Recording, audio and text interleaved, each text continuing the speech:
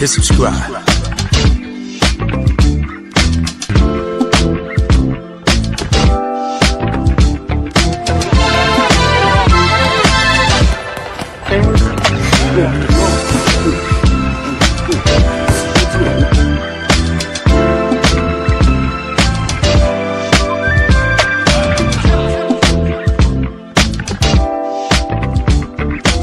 Subscribe to my guy, Uncle D.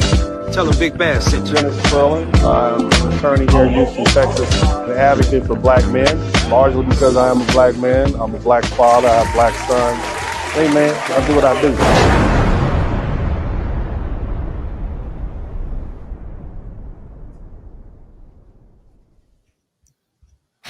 What's up? What's up? What's up? Welcome everybody. Welcome to the broadcast. We are in for a special broadcast tonight. It's been a minute. I haven't been here because I have been busy. You all who noticed the special accessory to my wardrobe and who follow my other social media pages, you know exactly why I've been busy. Okay, Uncle D has been out here fighting for my life. You understand me? I've been out here rolling and tussling and fighting everybody that I can so that I could get what is called a purple belt in Gracie Jiu-Jitsu, Brazilian Jiu-Jitsu. I was awarded my purple belt today. I'm very happy about that. It has been a 4-year journey. It took me approximately 635 hour-long rolling sessions over the past 4 years. And when I say rolling, I mean grappling and fighting. I literally have been, look, I've had shoulders dislocated, elbow joints dislocated, tendons stretched, snapped. Hell, I've been put to sleep about 5 times over the past 4 years and still had to finish my session after I woke up. So it's been real, man. It's been real. It's been a great journey, and I'm looking forward to proceeding on in my Brazilian Jiu-Jitsu journey. As you all know, I'm an avid amateur boxer. I love the martial arts. I'm also a green belt in Kaju Kimbo, which is a form of martial arts started in Hawaii. You know, this has just been a great thing, and I'm enjoying it. So I'm going to rock my purple belt for a little while.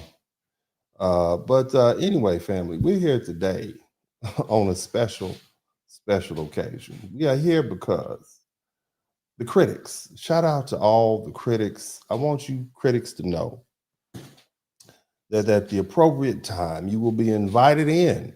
Critics, just so you know, I have critics, and my critics are numerous. You know, I've had to, unfortunately, deal with these folks. Now, let me just point this out for you all. I'm an advocate for black men, okay? I've always been an advocate for black men. I position myself on social media in that position. And when I started this journey over a decade ago, there was not a lot of black men who were advocating for black men. Now, I mean, it's saturated. The market is saturated. And, you know, it's really not as necessary as it was to get the man's point of view out. The reason Kevin Samuels and I at some point clicked up is because Brother Kevin was simply trying to explain to the ladies, you know, what black men, what their position was and where they were coming from. Shout out to the late, great Kevin Samuels. This is a photograph taken, I guess, my gosh, this would have been his birthday night, that last birthday he had before he passed away in March. This is down in Miami where I did an interview. And we're still working on that lost interview. But the brother, of course, you all know, Brother Kevin was simply trying to help ladies understand, I guess, the viewpoint of the high value men. And keep in mind, the brother only catered to high value men.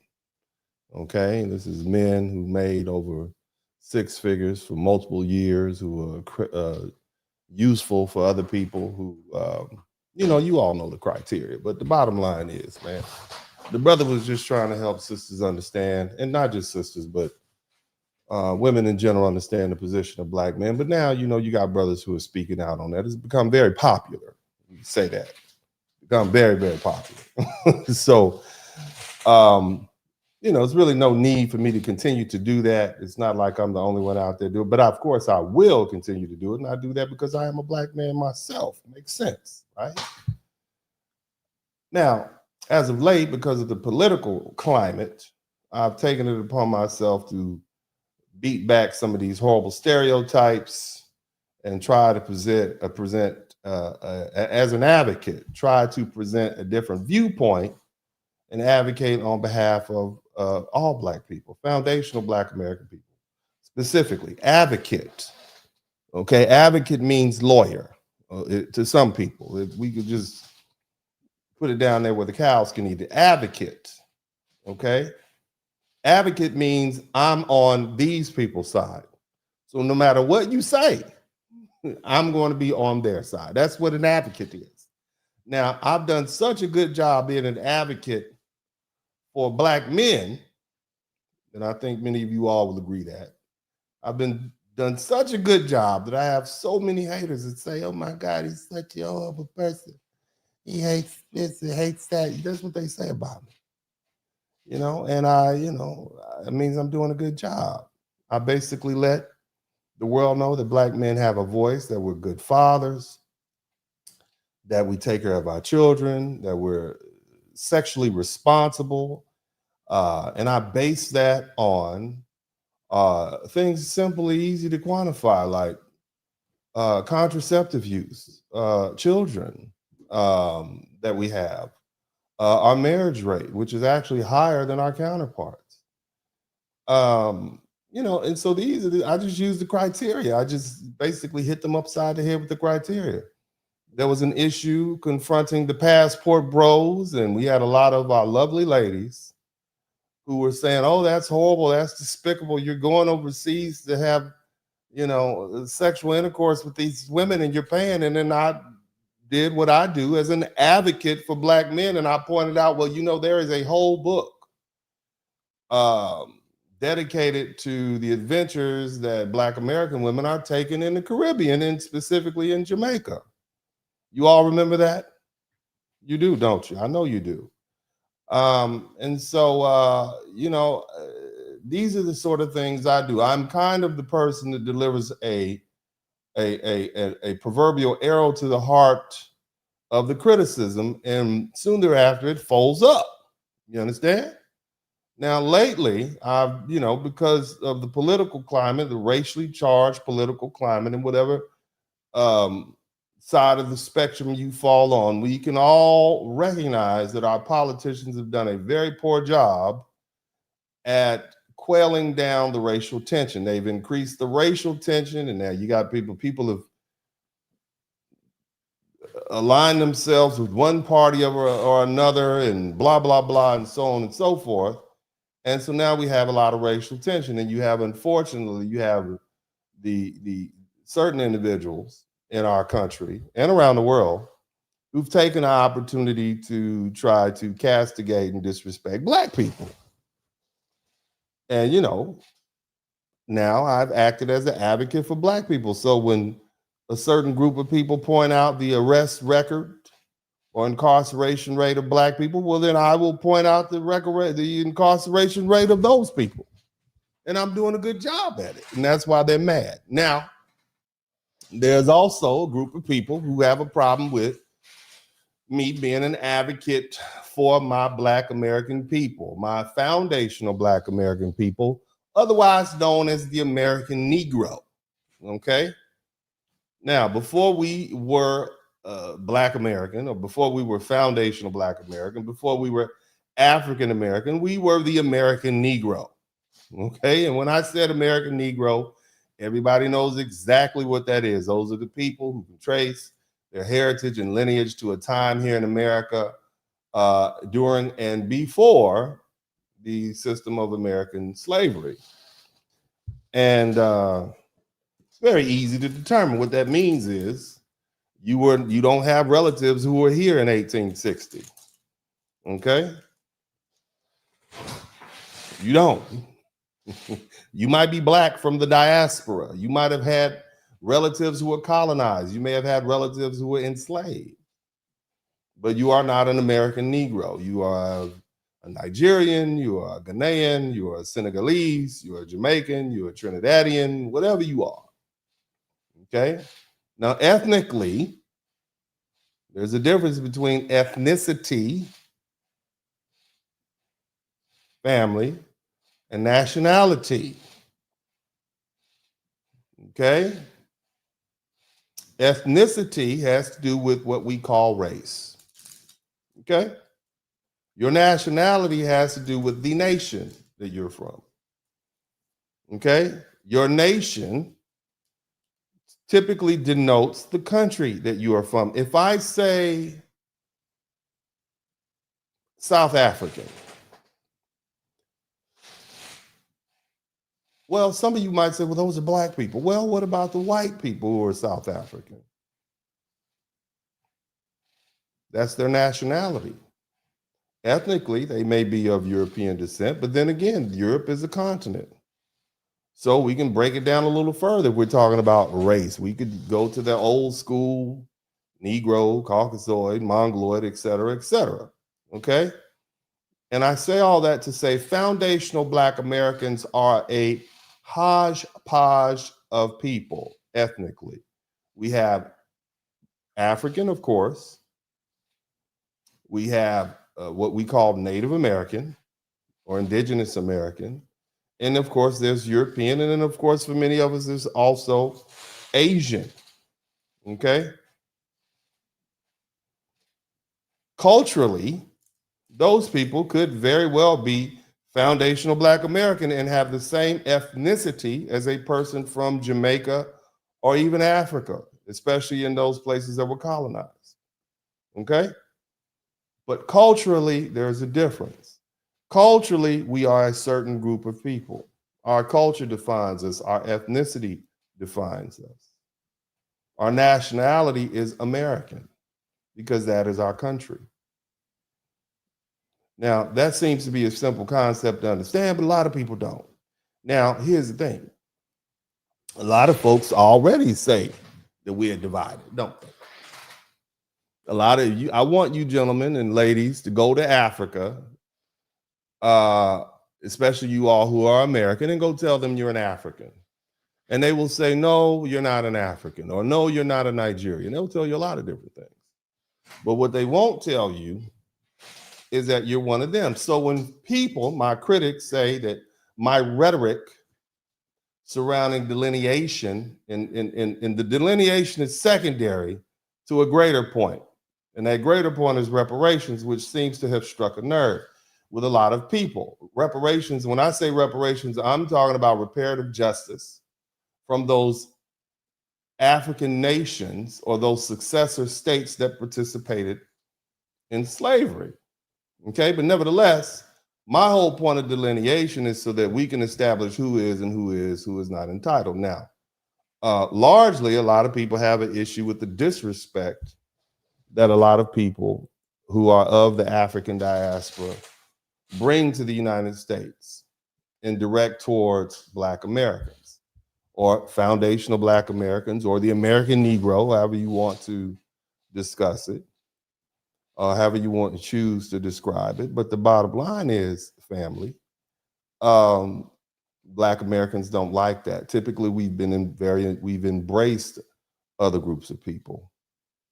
We have always been accepting of other groups of people, whether they be of the African diaspora or Latino or Asian or whatever, the Irish even. We've always accepted other people.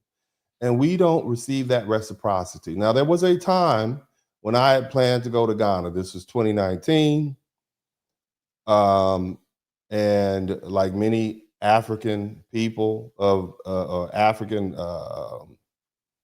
people of African descent here in the United States, we fantasize about Africa. It was our longing to go home. And the problem is, stories began to come back, and you know, the difficulty that our people, when I say our people, the American Negro, the foundational Black Americans, were having in getting visas and purchasing land, and even in situations where we purchased land and the land was taken back from us. These are horrible things. And so, me being who I am, I said, well, that can't stand. You can't take advantage of my people and think I won't do something about it. Now, I've always had in my mind and understood that Africans played a part in slavery. And I'm still talking about the critics, and I'm going to put the link in the chat room shortly.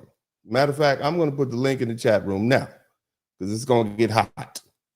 Okay, it's going to get hot up in here. All right, the link is in the chat room. So all my critics, and I know invariably there'll be people who will just want to come in and chat. But for the most part, the critics, you're welcome to come in, and I'm going to lay down the criticisms in a second. But as a means to an end, and I want you all to listen very carefully because a lot of folks will not pick this up. I think I established very early on that I am an attorney. I practice on a high level. I practice on a level where typically what's that dispute? Hundreds of millions of dollars. So I've seen the best that America has to offer when it comes to attorneys. I operate the way they do. I see how they operate. I've been in those rooms. I've been in those courtrooms. I've been in those conference rooms. I've been at those tables. Okay, again, the link is in the chat room. Please join in. All the critics, people, join in. Nevertheless, when you are negotiating with someone, you always negotiate from a position of power. You don't negotiate from a position of weakness. You're not to be begging people to give you what you want. And you don't get what you deserve. You get what you negotiate for, okay? My people, the American Negro, the foundational Black American, the freedmen, Black Americans, African Americans, you know who we're talking about. My people desire, some of them, to go back to Africa, and they want to be treated with respect. How do I, as a Black American who loves his people, how do I help facilitate that? Well, my people have been disrespected by Africans for centuries. What do I mean by that? Yeah, I haven't sent any boats to come over here to get us. When your individuals come to this country, many of you are very disrespectful. You use us, you purposely. We have heard that your parents and other people tell you to stay away from those Black people, those Black Americans, even though the only reason you're here in the first place is because of the fight that Black Americans have to, allow for you to immigrate here in the 1965 Immigration Act. Nevertheless, you come over here, you're disrespectful. When we go over there, our women get taken advantage of. They're the subject of a lot of fraud. Some kind of way, after all these years, immigration is still difficult for people who are of African descent. So what do we need to do? We need to get some leverage over these countries like Senegal, Nigeria, Ghana. How do we do that? Well, in my business, the best way to get leverage from somebody is the threat of taking money from them. And whether you like it or not, it is my position that the African countries, the successor states of what is now the Congo, Nigeria, Senegal, Togo, Benin, Ghana, Nigeria, they owe reparations to Black people because of their participation in the slave trade. That's my position. And it is just a matter of having the proper legislation put in place that will grant the American Negro, the freedman, the right or standing to sue those African nations. Now let's dig into it a little deeper because I need you all to understand. Slavery was legal. Every country in the world has participated in slavery. Pretty much every group of people on this planet ethnically have descendants who are enslaved, not just white, not just black, not just anything. And I mean, it's not germane to Black Americans. It is not. However, in 1808, slavery was outlawed. And there were ships like the Clotilda and the Wanderer that still brought slaves to this country. The Clotilda specifically, their descendants are still in Alabama. It's well documented. There was a criminal case that went to trial related to the two people who participated, the captain and the person who sponsored this. And the case was they were found not guilty. But the whole point being that those people who were picked up on the west coast of Africa and brought to Alabama, they still exist. And this was after slavery had ended. This was after there was a law in the books by the American government and peace treaties between the United States of America and Great Britain that said it was illegal. So an illegal act took place, and in furtherance of that illegal act, people, or in continuation of that illegal act, people were taken from the continent of Africa under the behest of the leader at the time. And I implore you to Google the Clotilda, and it'll, even on Wikipedia, you don't have to go that deep. They were bought, they were sold, they were brought here to the United States of America in 1808. They were sold, and the descendants are still there in Alabama right now. There's a lawsuit there. Who will we sue? Well, you can always sue whoever you want to sue. But if I'm going to hold someone responsible, I'm not just going to hold the person who purchased the illegal goods, but I'm also going to hold the person who stole the illegal goods, the person who removed these Africans who were later brought to the United States and became American Negroes. What about the land that they inherited or that they had at the time? What happened to that? What about the wealth that they would otherwise have? What happened to that? Are we just supposed to dismiss the fact that there were Black people who existed in the continent of Africa, particularly on the West Coast, who had land, who had their own farms, who had their own real estate? Who has that land now? Why can't the descendants of foundational Black Americans go back to that land? Well, it's because the countries of Ghana and Nigeria and Senegal and Congo won't give you the right to go without so much red tape. So how is it even without paying some exorbitant amount of money? So how is it that we're supposed to relocate? Because many of my people want to go back. Many of my foundational Black American brothers and sisters, many of my American Negro brothers and sisters want to go back to Africa, but you won't let them. So me being in the position that I'm in, I'm going to make you by threatening you with $1 trillion lawsuits. And see, the idea of getting to wander, and I don't want to go into law professor mode here, but the rules of civil procedure, the things that you do in the law, are not necessarily to accomplish the goal that you think. It would be great to get $1 trillion, wouldn't it, family? Would somebody type $1 trillion? It would be great to get $1 trillion in reparations from anybody, the American government, Europe, I don't care who, it would be great, but what do we really want? Huh? What do we really want? What we really want is to be made whole. What we really want is our land back. We really want free passage. We want to go back, to be able to go back to Africa, to get away from this mess that we have going on in the United States if we want to. So how do we force these African nations to let us back. We said, well, here's what's going to happen. Let's negotiate. We've convinced the American government to sign into law legislation that gives us permission to sue the successor states. Shout out to TKOB. Thank you for the super sticker.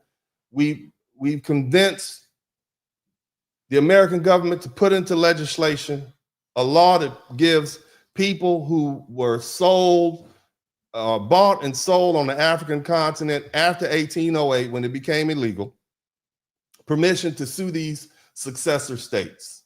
And when I say successor states, what I'm saying is, and I hate this question, please don't be the idiot to ask this question. Well, those countries didn't exist at the time. That's what they say, right? They were kingdoms. They didn't exist at the time. Therefore, you can't sue Africa because those countries didn't exist. Well, they have something called successor state. And whether it was a kingdom or a fiefdom or whatever it is, the land was taken over by what is called some sort of national country or whatever. England, Germany was a bunch of conglomerates at the time. So how are you going to sue Germany? It wasn't even a country. Europe was a kingdom. Now it's not. So it's changed form, but it's the same land. England is the successor. What we have now is a successor state. What you have in Africa, which was formerly the kingdom of, I don't know, in Togo, Benin, you have a successor state there, and they're still responsible. Just because you sell your house doesn't make the debt go away, does it? Just because you sell your company, the company that purchases your company, whether it owes a bunch of, the IRS doesn't care. You bought the company, you pay the taxes. This is your problem now. Those people in Nigeria, Ghana, Senegal, Togo, Benin, the Congo, they took over that country. You pay the debt. No problem. Successor state liability. It is a very easy concept to understand. It is part of international law. It is not hard at all to figure that out. Please don't ask the stupid question. Please be the person that says those countries didn't exist at the time. Don't be that person. Please don't do that. You bring down the level of the conversation. Now, the other issue. The truth is, most folks just have a problem with foundational Black Americans not only delineating, but actually saying, well, not only are we going to delineate, even though, as I said earlier, whether you're a Jamaican or a Trinidadian, a Ghanaian, Nigerian, you don't claim Black Americans as members of your nation, do you? You purposely separate yourself. I'm not like them. That's what you say. You purposely say that. So every other group is delineated. Fine. You really don't. They have a problem with that because it doesn't allow them to hide behind the political cover that foundational Black Americans bring. But the problem that they really have is me coming up with this notion. Shout out to my man, MS Delta Guy. Thank you so much. They really have a problem with me coming up with this idea that we could really sue these people, hold them hostage, and say, unless you give us the land that we would have otherwise had your ancestors not conjured up these false wars just so you could sell us to Europeans. That's the problem that they have. Now we're getting down to money. Now we're getting down to land. Money, land, and power. That's the problem that they have. Now, these same folks don't necessarily have a problem with the Chinese coming over there and colonizing them. They didn't have a problem with the Portuguese or anybody else, but they definitely had a problem with us Black Americans doing it. Now, again, the link is in the chat room. Dear critics, the link is in the chat room. Okay, don't run now. Come on in and let's have this conversation that you all have been dying to have. Let's come on in and talk it out. I will let you speak. Don't be perverse. Don't be profane. Come on in. Let's talk. But largely, this is the problem that they have because some Black American had the notion, some Black dude, some Black man in America had the nerve to come up with this idea that we can force Africa to those African nations who participated in the slave trade to do the thing they should have done centuries ago. And that is to restore us and give us our citizenship and give us our rights and our land and our wealth in Africa. We don't want 40 acres and a mule in America. Now, I'm not going to speak for everybody, but we don't want 40 acres and a mule here. We tried that. And we did very well when we had our own land and businesses and such. And then white folks got angry in Red Summer in 1990. They got fired up and they took it all back. We are not safe here. Anybody with good sense, anybody that's looking around at the political landscape right now, where you have these wild, crazy white survivalists running around saying all kinds of stuff, trying to conjure up a war, talking about they have black fatigue. Clearly, we are not safe here. And many of us are looking to move anyway. You see? That's what's going on. My people, shout out to Alexander Patterson, my people, not all, but my people would love to have somewhere else to go.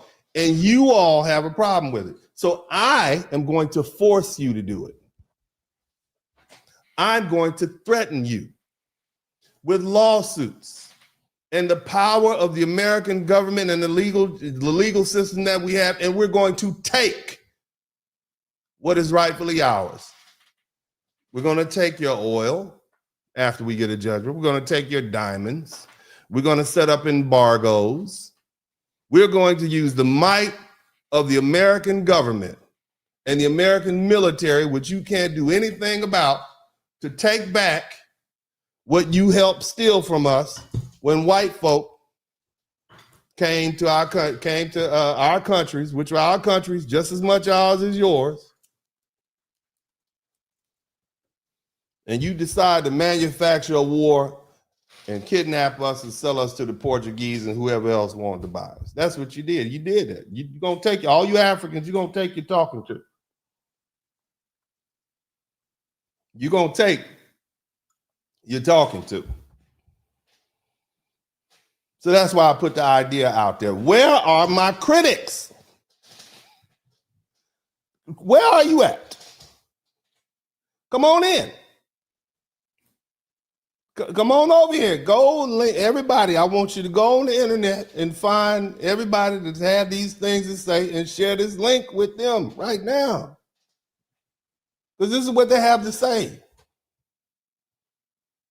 They have all these things. You got all this smoke. I'm right here, baby. You can come tell me all the reasons why what I'm saying is wrong. Why what I'm saying is divisive. We were divided when your ancestors gathered us up, marched us to the shore, sometimes selling us 12 times from the inland parts of Africa all the way till we got to the shores of Africa. You sold us 12 times. That's when we were divided, when you divided us from our land, when you divided us from our families, when you divided us from our names, and then the white folk and Europeans further divided us from our culture and our language and our heritage and our collective memory. That's what you did.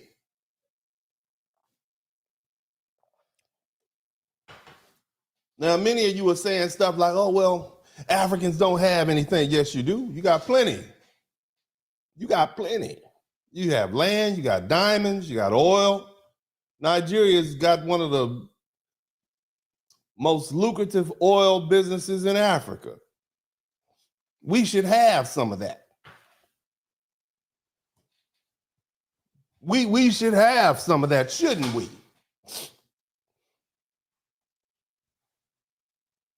You brought this on yourself. Now, to my Caribbean brothers and sisters, many of you like, very disappointed. And understand this, I think I can speak on behalf of most foundational Black Americans when I tell you we are very, very, very, shout out to my girl, Penelope, what's up? How you doing? Hey, baby. We're very disappointed in you all. You should know better. Caribbeans, Jamaicans, Haitians, you all should know better. You have no business coming to the United States speaking ill of foundational Black Americans. It's very, very disappointing. You come over here, you rest safely under the umbrella the foundational Black Americans have provided. You hide amongst us. And as you're hiding amongst us, you have the nerve to say disparaging things about us, not just to yourselves, but also you will go behind us and say horrible things to white people. They use you as a mouthpiece to speak ill of Black Americans, our culture, how we behave. And look, we have issues. I am not going to sit up here. I was one of the main ones very early on who pointed out the cultural issues that we have. But instead of helping, you pile on. You give the white supremacists ammunition to further disparage us. Because at the end of the day, you all know you can always go home, at least in your mind. But you come, you reap the benefit of the sacrifices the foundational Black Americans have made. The American Negro, for y'all who don't like the term FBA, you disparage what FBA's American Negroes have done. You belittle what we've done. You all will swear up and down that all we did was beg. That's what Africans say about us. You're big.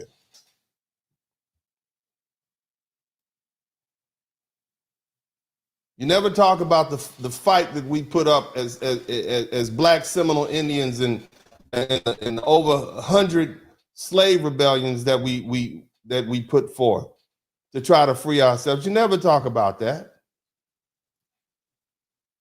But you purposely say those things to try to disparage us. We don't go to Africa talking bad about Africa. There's not enough of us going to Africa to talk reckless about you. All we do is go places and build. We love Africa. In my generation, we look past what we saw going on with the famine and all those things in East Africa and the revolutions and the genocide, and we still embraced Africa. It was the fight that the Black National Congressional Congress put up that helped stop apartheid in South Africa. Many Black Americans couldn't point South Africa out to you on the map at the time, but we still had your back. And we forced our legislators and our congressmen and our political machine went to work for you. And what do you do when you come to our country? See, here's the thing you have to understand, family. I need y'all to understand something. So in 1965 is when they really started letting Africans come into this country. Before that, it was 50,000 Africans in America before 1950. 50,000 Africans who were born in Africa and came in. Not 500,000, 50,000. I believe I said 50,000. Maybe I had a zero, but it wasn't a lot. After 1965, Africans began to come to this country because it was illegal, because for years before that, it was very xenophobic immigration policy. They didn't want brown, Black. They had just put a million Mexicans. Some of them were actually American citizens, sent them to Mexico.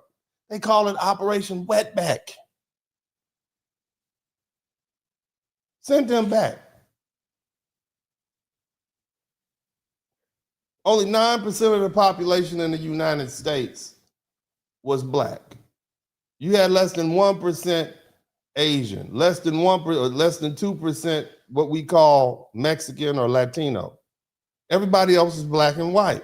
It was Black people in our civil rights fight that even allowed folk to start coming over here. So the Nigerians came. Around about 1980 and 1990, they showed up. And we were happy to have them. We like your food. Well, not all of us. Some of us didn't like your food. But the bottom line is, we were happy that we thought you were going to come over here. We was going to be brothers. And we were going to have like Wakanda in Chicago. You know? That's what we thought. We thought our brothers would come. We got the Black medallion. We thought you were going to teach us some stuff. We had black folk was buying all kind of incense and dashikis and them those wooden furniture type things that Africans call. I mean, we was with it. Back to Africa movement. Brothers had African medallions on, red, black, and green. You know, it was the thing, man. And all you all have done in that time period, not all, but the vast majority, is just cause more division and more strife. Instead of saying, you know what, these are our lost brothers and sisters, you say, oh no, I'm not like them. I'm not like those Black Americans. I'm not like those Akatas. We're not like them. We have culture. As if we don't have a culture. It's the culture that has allowed us to survive for over 400 years in this country. That's our culture. It's the culture of survival. So forgive us for the shortcomings in our culture. We've had to be violent because we live in a violent society of people who have been trying to eradicate us since we stopped working for free. So forgive me. On behalf of all the foundational Black Americans, forgive us for being the rose that grew up through the concrete. Our scars and scratches, our broken limbs. Forgive us for our bruised petals. But instead of coming to the United States with understanding, you came over here with disrespect. And so, you know, here we are in 2025. And you know what, brothers are like, man, and the sisters are like, man, forget that, man. We're not going to kiss these people's butt anymore. We're just not going to do it. They've already delineated. They told us we're not like them. They've treated us bad when we come to their country. So you know what? We are just going to what is called delineate. We are going to designate ourselves. We're not going to be African American because there's too many Africans in this country. Since 1965, they went from less than 1% to nearly 25% of the people that you call Black American are either of African or Caribbean descent, first generation and second generation. That is a huge number. We, as foundational Black Americans, are still only 9%. But if you add on the number of Black people who have come from the diaspora, that's how we get to the 13 or 14%, depending on the way you cut it. That's just reality. Okay? That's just the reality of what we're dealing with. And so it's a lot of you all. And now that you've gotten together, you got a lot to say. Now, again, this is called Don't Run Now. Where are my critics? I have been talking for almost an hour now. Where are you all? Cam up. I want to see your faces. Cam up. Come on now. Come on in and get it. Ladies. Ladies. Lovely ladies. I want you ladies to come to the front of the room now. Come on in here. Come on. You. I'm talking to you. The link is in the chat room. I want you to come to the front. Now, some years ago, when I was telling you that our Black American sisters are being targeted by the criminal justice system, y'all got mad at me. When I pointed out the fact that these violent tendencies that foundational Black American women have, not just founded, but these violent tendencies that our women have, because it's not just Black women, but that's really all I'm concerned about, it's going to land you in jail. They're going to start treating you like they treated Black men. Do you all remember that? Remember when I said that? Huh? I said they're going to start in court because women make better prisoners. You're not as big, you're not as strong, you're not as much of a violent threat. You make better prisoners. I knew at that time that the prison industrial complex was looking for more bodies to put in. Black men are just, look, we are just not doing what we used to do, okay? It's a different group. These dudes are not trying to rob and carjack and gangbang. They are painting their fingernails and wearing skirts. I'm just saying, shout out to the younger generations. But they're not doing what this vigorous group, these vigorous group of Gen Xers and the millennials and the baby boomers were doing before. They're just not. The prison incarceration rate has gone down tremendously. They literally have states who are being sued by these private prison owners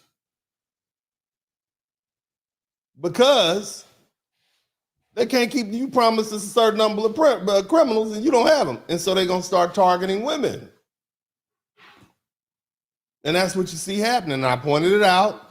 There was an incident where some young ladies had, shout out to Penelope, thank you so much for your membership for 9 months. There was some young ladies who had done something to an Uber driver, and I based the whole broadcast around that, and I explained to y'all what's happening. And they got mad. I was telling you many years ago, we have a 304 culture in the United States. I was always, very mindful. I call our sisters lovely ladies because I didn't want to call you these names because I knew that folk would take that name. People that don't like us anyway would take what I say and use it against us and throw it back in our face. So I'm very conscious of that. I told you all that it takes a man to raise these children. A woman can maintain these kids, but you need a husband. You need a man. You need a man in their life. And I said the brothers are doing the best they can, co-parent or whatever. I had a whole television show dedicated to co-parenting. I told you all that. And you said, oh, he just hates black women. Oh my God, how dismissive. How dismissive. But now here we are. And in that time period since I started, not only do you have black women, or black men, other black men saying this. Remember, nobody ever said anything to the sisters because who wants to deal with that? Show your face when you come in here. Cam up when you come in here. I'm 47 minutes in. Where are the critics? Where are the critics? Come on in. But anyway, as I was saying, many years ago, I told you what was going to happen. Many of you got angry with me. You say you hate black women. That's a cop-out. You always say that when you don't like what somebody's telling you. You don't like what I say, so you try to dismiss what I say by what? Invalidating me as a human being. He hates black women, so anything he says is biased, and therefore don't listen to him saying that the criminal justice system is going to begin targeting black women because of uptick in violence. And I'm not just talking about drugs and all those things. I'm talking about actual physical strong-arm violence. And it's happening. And you got not just black men, but you got now a whole plethora. There's a whole group of black women on the internet, on YouTube, who speak daily about the criminal activity of black women. I told you 5 years ago what was going to happen. I did, didn't I? Tell the truth now. I told you about these Pookie and Ray Rays. There was a broadcast where I was invited on to speak on the idea of educated lanes versus Pookies and Ray Rays, and I said, well, they deserve what they get. That's what I said. They could take one to the middle of the cranium for all I care. People got angry with that. But look where we are now. Not only are we tired of the Pookies and the Ray Rays, but we're tired of the kids that they reproduce. And the culture, it's the culture, it's the culture, it's the culture. We're tired of that. I explained to you all that the reason that the culture is changing now and the reason you have so much pushback is because the streets don't run Black America anymore. The streets don't run Black America anymore. There was a time, listen to me, in 1965, the majority of Black people lived below the poverty line. I think it was like 60%. Now you have at least 59% of black people in the middle class. I just put up a broadcast that says from 2020, the black wealth has increased tremendously. Now, that doesn't mean we're making leaps and bounds, but it has increased tremendously. We are a very successful people. The reason that hip hop is dying is because we don't have that appetite to kill, steal, and destroy anymore. We are successful. We're middle class, upper middle class. Over 57% of black men reach the middle class by middle age. We're not into those things anymore, family. We've moved on. We're different people. We want our money. And so that whole gang culture, thug culture is dying. And I pointed it out. Where are my critics at? I need to know where the critics are. Dear critics, hold on, let me type this in the chat room. Dear critics, where are you? Cam up. Come on now. I'm not going to be here all night. And I'm not going to hunt you down. Now, let's talk about something else. Now, and I'm going to put the link in the chat room for the critics. The critics, come on now. You asked for this. I'm here for it. Now, here's the other thing. And I've said this a couple times. And I'm going to say it again. I am a lawyer. Okay? I am a lawyer. And the most important thing to me is my reputation as a lawyer. So if anyone were to say anything disparaging about my reputation, I'm going to do something about it. Somebody said the link is broken. Let me go ahead and fix that. Let's see if we can get that together. The link.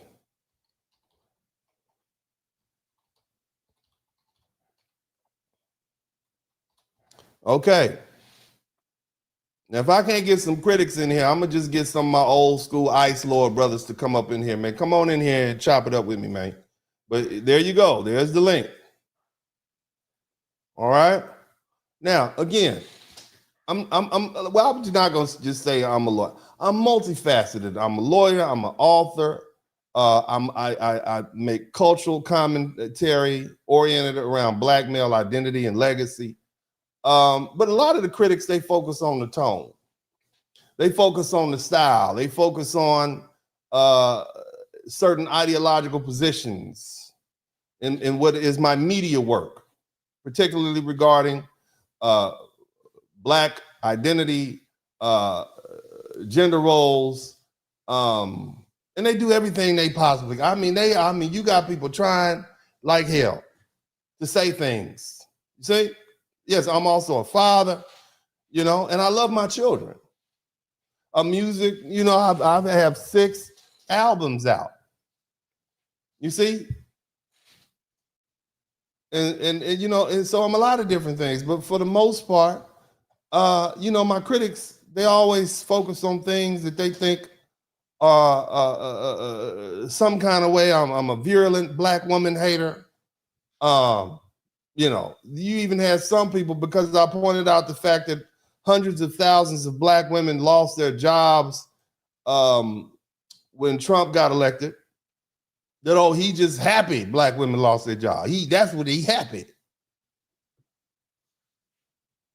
I'm not going to be happy that anybody lost their job, but what I will point out is that our black American women have depended heavily on the federal government, whether it be through employment or welfare set asides, and they've forgone their relationship with their man and their husbands and their relatives. You see, you strong, independent, and don't need a man is not just talking about your husband, it's also talking about your family members. You don't need them either. You got that degree. And now, just like anybody else who's trusted the American government, nothing good came from it because they abandoned you in your time of need. You see? Now, another thing, again, did you all hear the part where I said I'm an attorney and I practice on a very high level and I depend on my reputation? That being the case, what kind of idiot would you be, okay, to set yourself up and force me to have to file a lawsuit against you? A person who for a living, that's like challenging a professional boxer to a boxing match. Why would you do that? Why would you think that I would let you say ill things about my reputation that I fought hard to get? It just makes no sense to me. I think that's not a good thing. So I'm not threatening to sue anybody. I am going to sue you. I want you to be absolutely certain that if you do anything or say anything that challenges or threatens my reputation as an attorney, I'm going to sue you. That's what you need to understand. Now, that being the case, if you want to challenge me on, let's say, reparations, or if you have a problem with something that I said and you think I've made a statement out of historical context, that's not something that I'm going to sue you for. I'm going to sue you for slander and defamation. I'm going to sue you for libel. I'm going to sue you for those things. Speaking ill, if you say things about my ability to practice law, I'm going to sue you. A matter of fact, you should expect it. What kind of lawyer would I be if I can't defend myself? Why would you all? I mean, let's think about it. See, I think the problem that a lot of black people have is they think I'm going to resort, and excuse me for using this word. I hate to use this terminology, but I think it's necessary. You think that I'm going to resort to niggerness. That's my word, patented. You think I'm going to jump down in the sewer and go back and forth with you on the internet and talk disparagingly about you?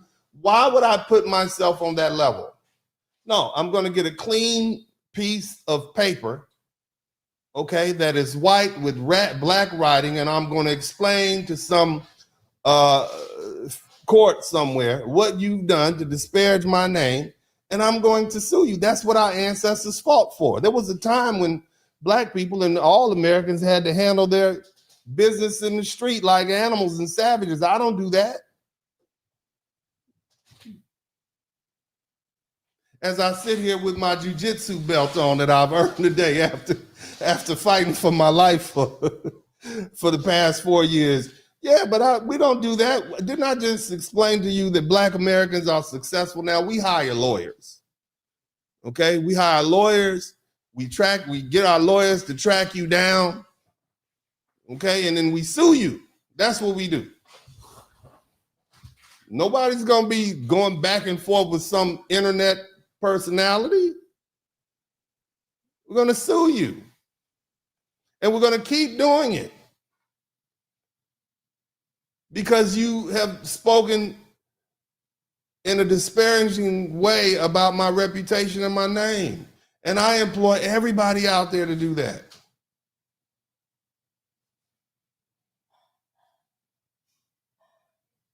Again, this is how that works. And for those of you who say, oh, you're just being a bully, that's my favorite. You're a bully. How can I be a bully if someone decided to attack me and then I responded? I would like one of my critics to answer that. How can I be a bully if you attacked me and then I responded? Now, I didn't respond in the way that you thought I was. You thought I was going to take to the internet and waste these good people's time talking bad about you. I'm not going to do that. Why would I value what I'm doing here. And it's very rarely that I ever talk to my critics. I think anybody who's been with me for the past 5 years, since I've only done this maybe once. But I think it's important. And I think you all think it's important based on the fact that we have 7,000 people in this chat room. And y'all came to see a fight. You came to see me speak to these people and have a decent conversation and explain.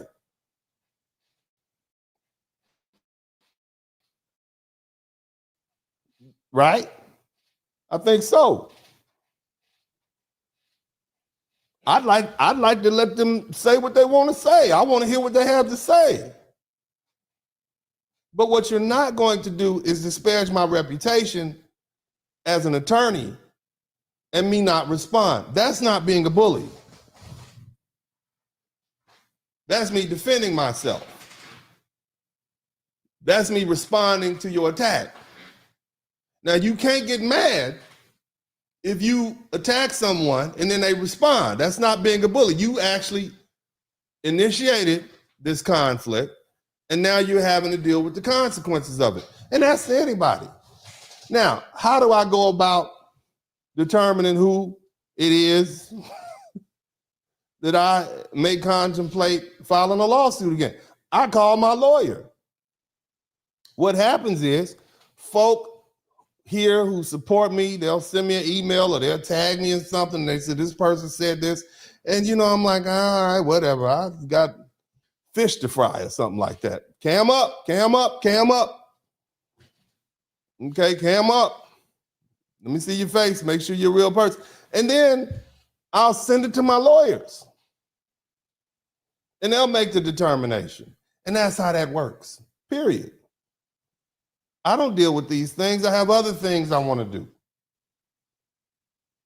But nevertheless, we're going to go ahead and start. I don't know if we have critics here or not. You got a cam up if you want to come on. If you're a critic, raise your hand in the chat room. Those of you all who are cammed up right now, if you are a critic of something that I say, raise your hand so I'll know. Okay, shout out to Don, PL2, RG. If you're a critic, just raise your hand. I'm looking at you. Those of you all who've cammed up, I'm looking for critics. Okay, I want, because we gotta get the critics in. Okay, look, all you critics, y'all want attention. It's 7,000 people, man. This can make your channel, man. You might get monetized after the day, man, if you come on in here and chop it up with Uncle D. Okay, don't run away now. It's that time. We need to, where the critics at? All right, now before I start letting folk in, look here, and the link is in the chat room. It's amazing that I have people. I don't know if y'all know this, but Uncle D would be what y'all consider light skinned, right? Is that right? Now, if you see me in the daylight, you be like, no, he ain't quite that light skinned. He actually kind of dusty red. That's what they would say. He's kind of red. Okay. But with all these lights on my face and so on and so forth, but I am a foundational Black American man, ethnically and culturally. But what my critics would say, this is what they say. They say, well, you can't be an advocate for the American Negro because you're light skinned. That's what they say. The other thing they'll say is this. Here's a good one. I found out, now I'm 51. I found out when I was 40 that my biological father may be a man from the Caribbean. Now, the man that raised me, the man I'm named after, Black man, born in New York, mother from North Carolina, father from Mansfield, Mississippi. I'm named after this brother, Grandpa SPURLING. Shout out to Hoosie 32324. I just found out at 40. Now I'm 51. You understand what I'm saying? Now, for you all who say, well, his biological father might be a man from somewhere else. Okay, let's table that. What about this 200-300 years of history from my mother's side of the family, where I have a fourth great grandfather who helped found Nicodemus, Kansas, who my grandmother's cousin was the great blues singer B.B. King. What about that? We just gonna ignore all that? Huh? We just gonna ignore all that, right? But nevertheless, you're entitled to that, and I guess you can cut that either way. All right, but that does not stop me from being an advocate of Black people. That's like saying, well, you a Black man, So you can't advocate for Asian clients. Or you a black man, you can't advocate for white clients. Or you 6'4", you can't advocate for short people. Explain that to me. Now, again, let's get the link. Where y'all at? I need my critics. And I got some people in here that's been hanging out with me for years. Look, I'm looking for critics. The people came to see the critics. Where are the critics at? And if I can't get the critics in here, I'm going to let these folk come in. But I think it's important to discuss. Now, another thing is this. I'm not necessarily a member of the Black Manosphere.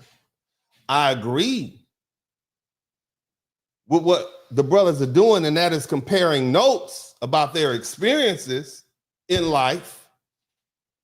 I agree with much of what they say because that has been my experience largely. Now, again, it's a lot different when you're dealing with somebody like me. Okay, it's just different. Again, just physically speaking, okay, I'm a tall, Suge Knight looking black man. I'm not tall and skinny. I am 6'4", 310 pounds of black man. Okay? I am SEC guard black man. You understand what I'm saying? And I've never had an issue with women.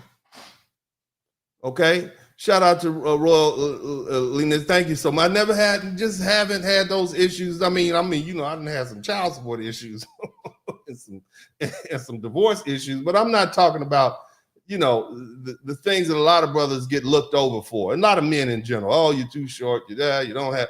That's not an issue that I've had. But I can still be an advocate for black men who do. I don't think it's fair that you would look past a brother who is a good, upstanding, hardworking black man because he's a few inches shorter than what your ideal should be. I don't think you should look past a brother who's been in the military, who's doing well for himself because he is not a 6'6", a professional athlete making $60 million every 6 years. I don't think that's right. And so I can be an advocate for black men in that regard. I don't see a problem with that. Kevin Samuels and I saw eye to eye on that.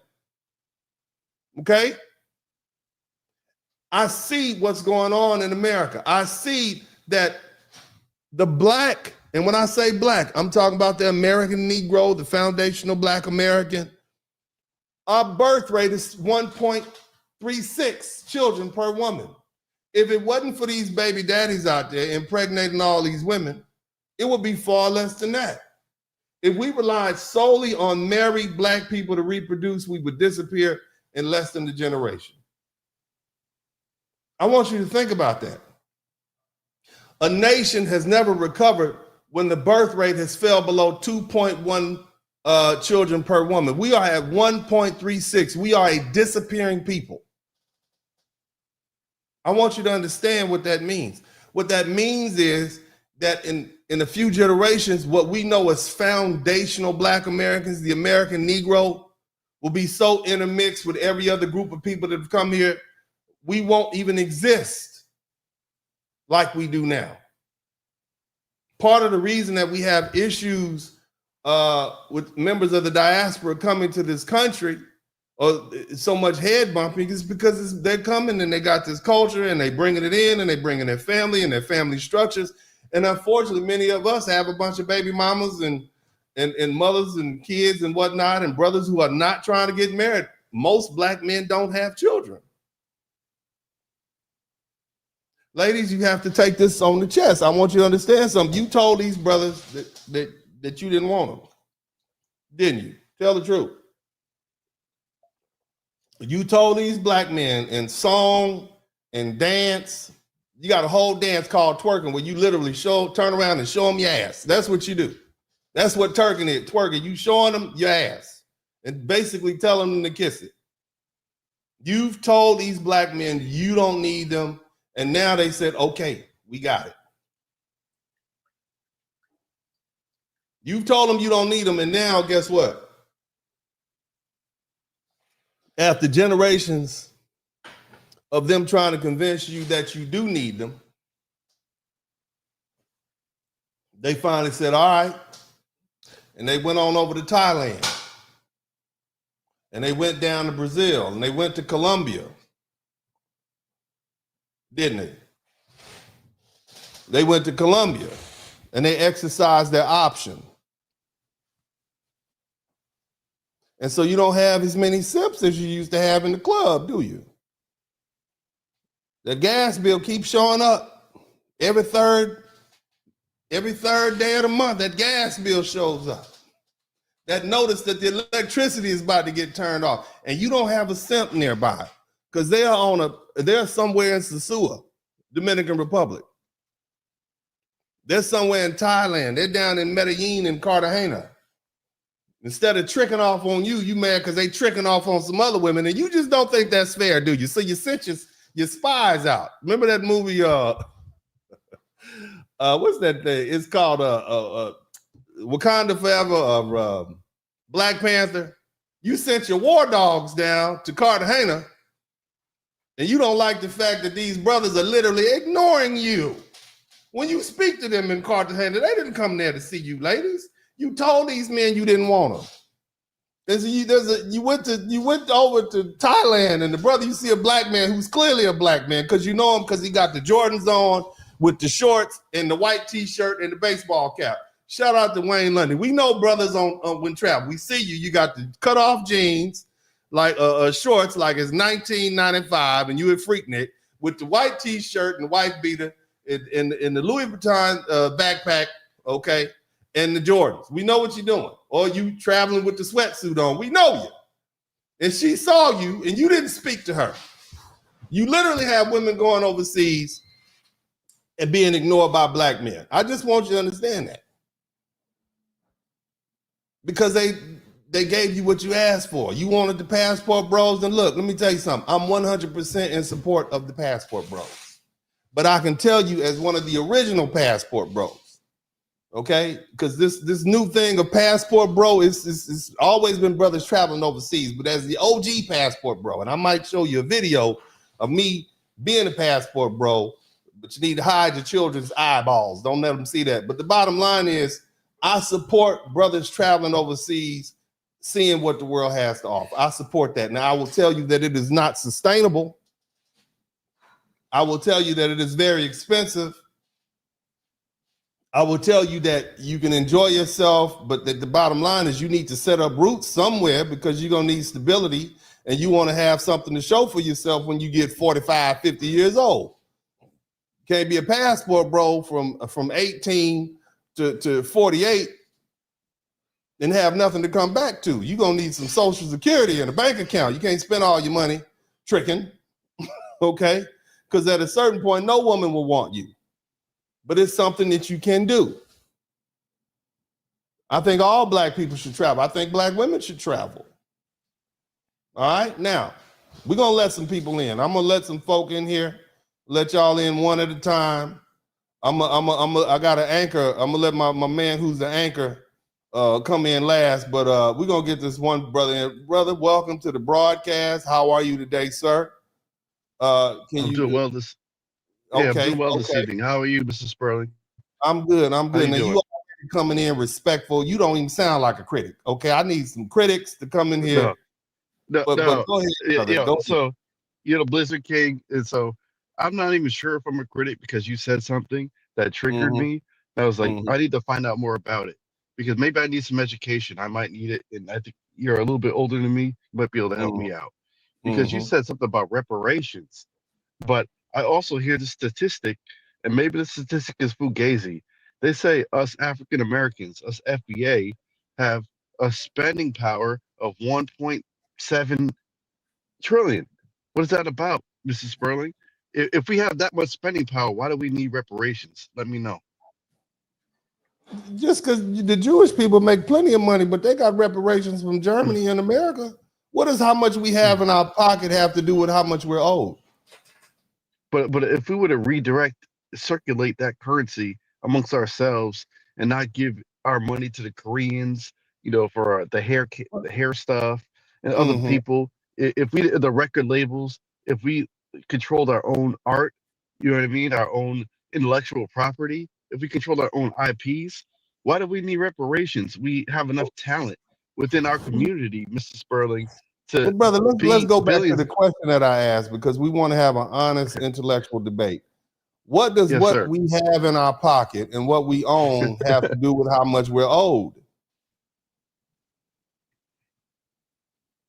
A lot of cultures went through it. Most people in the world have been enslaved at some point in time, and like the reparations, what are they going to pay us reparations? How are they going to pay us some land and money, or what? And what if they're part, you know, immigrant? What if their family came from the Caribbean? They came from Africa, but other part of the family came from, the foundational Black Americans. What percent? Like it's so complicated. So, like, It's not are that we going to have? complicated, brother. I want you to see. Here's the thing. Do you Yeah. believe that? We'll just start with this. Do you believe that foundational Black Americans, the American Negro, is owed reparations? Yes or no? Yeah. Yeah. Okay. We All could right. be. Do Yeah. you believe that Yeah. everybody who participated in the transatlantic slave trade are the people that are the institutions and organizations that owe foundational Black Americans reparations? It's a yes or no question. Yes, but what percent? What percent of Okay, people own that's slaves? a What number that percent of people own slaves? Yeah. okay, but What percent of people own slaves? Okay, guys, okay, sir. 1% of people in the United States or the colonies, depending on how you looked at it, own slaves. That deals with one aspect. What about the other entities that were involved in the transatlantic slave trade? Do you believe that those European-based insurance companies owe foundational Black American slavery? Sure. Yeah. Hold on. Do you believe those African nations like Portugal, who participated in the transatlantic slave trade, who had treaties with countries, with the King of the Congo, Alfonso I, do you believe that Portugal owes foundational Black American slave trade reparations? Yeah, for sure. It's funny you Okay. say that. So, It's funny you say that because my hold family on, brother. lives. Brother, let me ask some questions because I let you talk. You stated your grievance, and we're gonna talk. So you believe the nation of Portugal, which was a kingdom at the time, the nation is different now. It's not a kingdom. It's not a monarchy.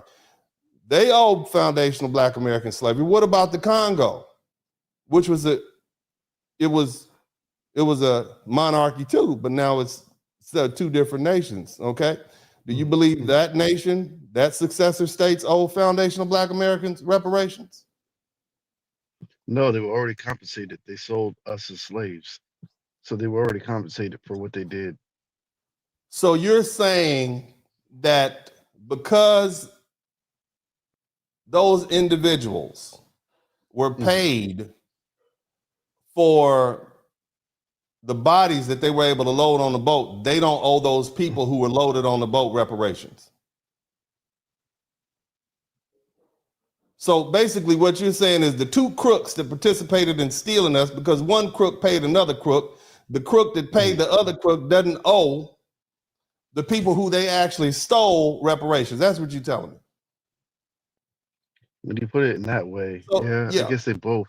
Yeah, they both. Yeah, they both do. So we can agree on that. Pay Okay, so I'm glad we've gotten to that point. Now, hold on, brother. Hold on. Now, here's the problem that an intelligent, thoughtful critic would say, Mr. Sperling. Slavery wasn't illegal at the time that those people were sold into slavery. That's what I could respect that. I could see if you said they were sold as they were sold as yeah, and that's a good. So ask me that question. Say, what the hell are you talking about, man? Slavery wasn't even illegal. I just told you everybody was a slave. Isn't that what you said earlier? That's what I said. Is that even Europeans, the Slavs, all these people have been slaves all around the world. That was a common practice where slavery was normal. It was normal. It was, what's the word I'm looking for as a lawyer? It was what? Legal. Tell me, you're legal. Yes. It was legal. How Yes. dare you come up with these They cockamamie were arguments? compensated. Slavery people should be compensated for an activity that's been legal for thousands of years, Mr. Sperling. You're a horrible attorney. I would never hire you. And you know what my response would be? Go ahead. You're right. It was legal up until 1808. And then it was illegal. Then there was a treaty. Who made it illegal? Hold on. Made it illegal? The United States government and treaties between the United States government and Great Britain. And they went a long way to shut slavery down on the west coast of Africa. Did you know that it was the Great Britain did. Let me finish, my brother. Let me finish. Let me finish. No, sir. I'm going to finish and then you can speak because I'm going to explain. Okay? And that's how we can do this and not resort to, as the N word I use or the niggerness. We don't want to do that because white people are looking at us to have this conversation. But after 1808, there was a treaty. First of all, 20 years prior to that, in 1887, the United States said, well, we are going to outlaw slavery in 20 years. And that 20-year time period would have elapsed in 1807. Now, the reason they were going to do that is because, first of all, you had all of these rebellions going on, and these black people being brought from the Congo was tearing up the country. They were rebelling. You just was terrible for white folks. It was scared of that. You got to stop bringing them over. So what we're going to do is we are going to breed slaves in places like Baltimore, Maryland, and North Carolina, and Virginia. They had slave breeding farms. That's why we went from 4 million to 400,000 to 4 million by 1860. They were bred to be like that. But it was big business. See, the land in Virginia had so been stripped of its minerals because of the cotton crops that it was no longer good. You see, it was no longer good to grow the crops. So what did they do? They said, well, we're going to start breeding slaves. There's a need for it. We're tired of these folk anyway. We got to get them out of here. There's too many of them coming over here. Bottom line is that we made it illegal to bring slaves over. We gave people a 20-year time period from 1887 to 1807. And so it went into place in 1808. After that, it was illegal. It was the British government, white people. It was the British. Let me go back and tell you. It was the British government that had to literally stop the African kings and nations from selling other black people into slavery. They would literally patrol up and down the coast of Africa, stopping ships from selling other black people. White people, white Europeans had to shut down the African slave trade because the African kings it's been centuries now. Keep in mind, slavery still exists in Africa. Right now, they still got places in Tunisia where you can go buy a Negro, a sub-Saharan African. But the bottom line is they shut it down. It was illegal, but yet you still had people who the Wanderer and the Clotilda, who then did what? They went through they navigated the waters, they got around the slave patrols, and they still brought people here. Those are the people that must pay reparations. Now, here's the thing. If we can get a foothold, if we can get some case law in place, and this is how lawyers work, this is how the law works. If we can get some case law in place that gives us grounds or at least one reason to get reparation, we can get two, and then we can get 4 reasons, then we can get a whole list of reasons why our people should be granted reparations. Now, here's the thing. There's a lot of Caribbean people in this chat room. There's a lot of people from Trinidad, and they have in Jamaica and Haiti, and they have a very similar background. If it works for foundational Black Americans, it sets a precedent for all the other Caribbean people. Now, what do I want? What do I think my people want? And if you were here earlier, you heard the conversation. Do I ever think we'll get $1 trillion from Nigeria? Probably not. Even if we sued Senegal, Gambia, Nigeria, Togo, Benin, Congo, I believe they have value there, but I don't think we'll ever get it. Let me finish, bro, because then I'm going to let you speak. I don't think we'll get that, but let's say we are able to get the law changed. Let's say we're able to get something on the books which grants us permission and standing to sue these people. And under the threat of hundreds, maybe dozens of lawsuits, They'll say, well, what can we give you in trade instead of this money? How about we give you some land? How about we give you ease of access to become dual citizens? This is how you negotiate from a position of power. Now, why is it, my brother, and I'm gonna ask you a question. Why is it, black man, that I, as a black man, have to sit here and explain to you this on a public forum for everybody else to hear my strategy? Why is it, as a 25-year veteran, a Hall of Fame attorney, would you have people on the internet referring to me as a dumb lawyer? Because see, if it was a white man saying this, you wouldn't have no problem with it, would you? Let's tell the truth. If it was a white lawyer who went to Harvard and was white as the driven snow, none of the Negroes who are criticizing me would have a damn thing to say about it. They'd say, oh my God, that's ingenious. Why didn't we think of that? And here's what's gonna happen. And the same thing I told you is gonna happen with Kevin Samuels. It's gonna be some white people in about 10 or 15 years who are gonna look at this idea that I've thrown out there on the internet, and they're gonna say, what we're gonna do is we're gonna kill two birds with one stone.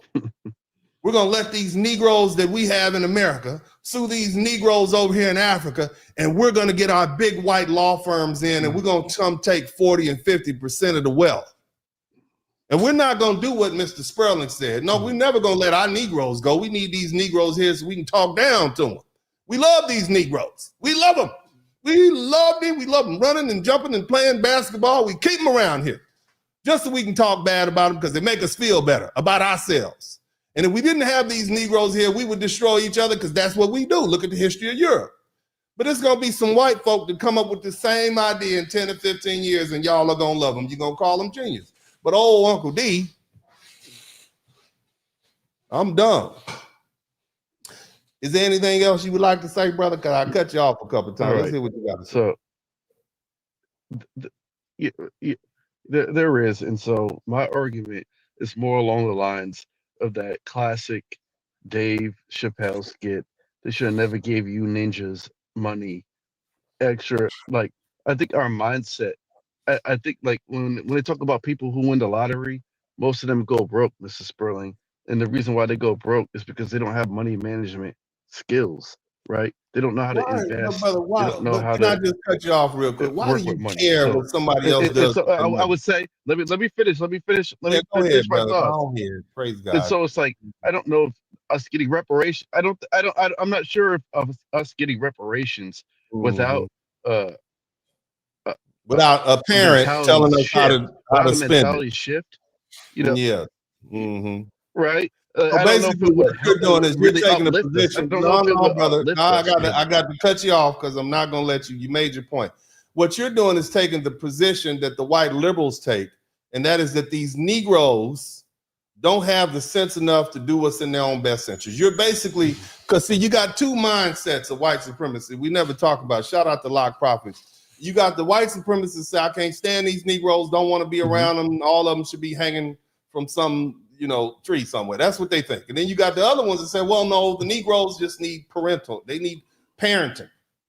And so you basically take on that racist parental ideology that says black people are not adult enough to run themselves. We got to tell them how to vote. We got to tell them what to eat. We got to tell them what to live. We got to tell them what they like. We got to tell them what kind of God to pray to. That's what you're saying. You're saying Negroes don't know how to do. Now, I'm a Booker T guy.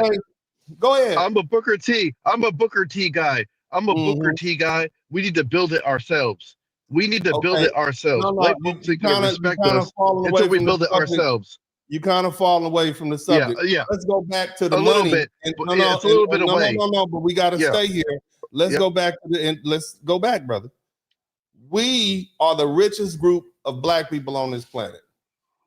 Black America. You just mentioned we are. That's what I'm saying. We already have it. Let me finish. We brother. have it. Let me finish, brother.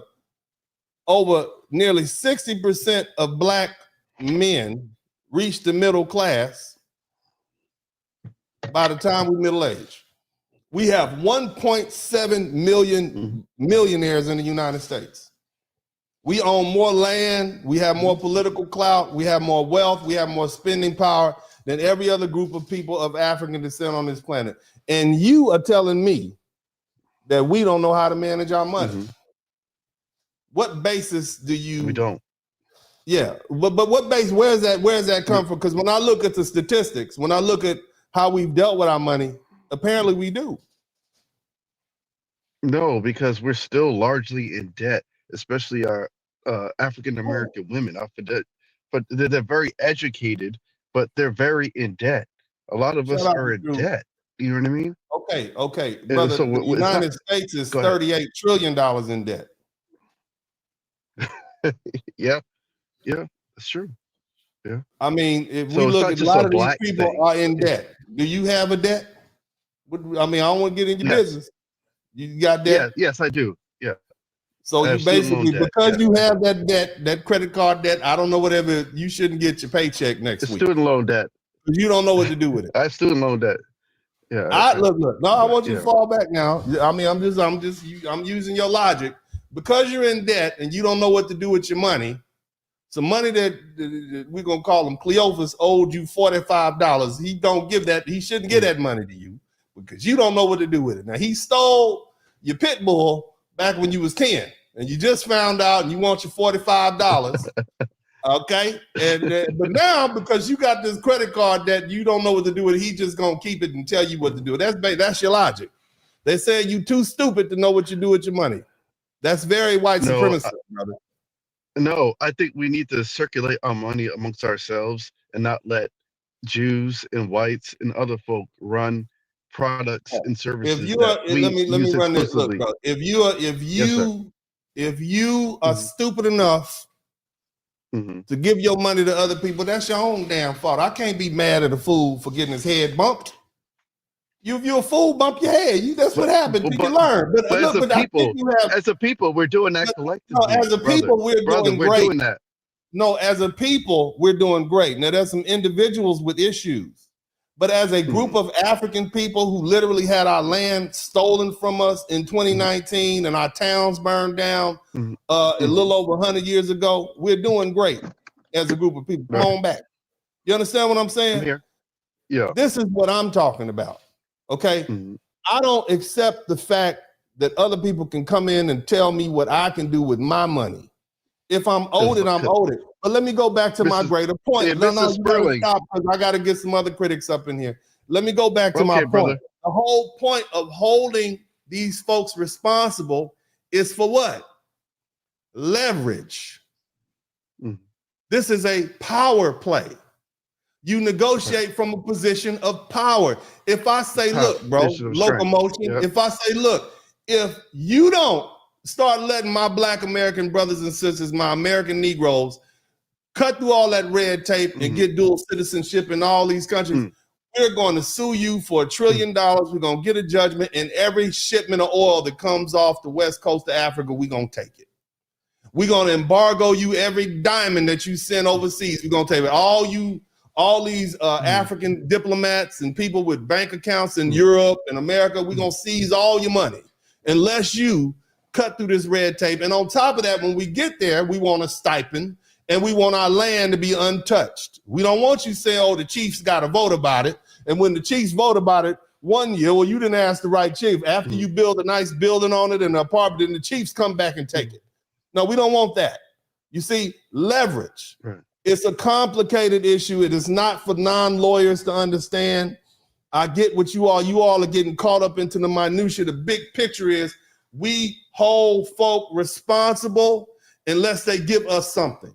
This will be good not just for foundational Black Americans, but also Caribbeans who also share that history of African slavery, and South Americans who share that history of the transatlantic slave trade, and Brazilians and all the other people who were dragged off their home continent and brought to the New World against their will. Right.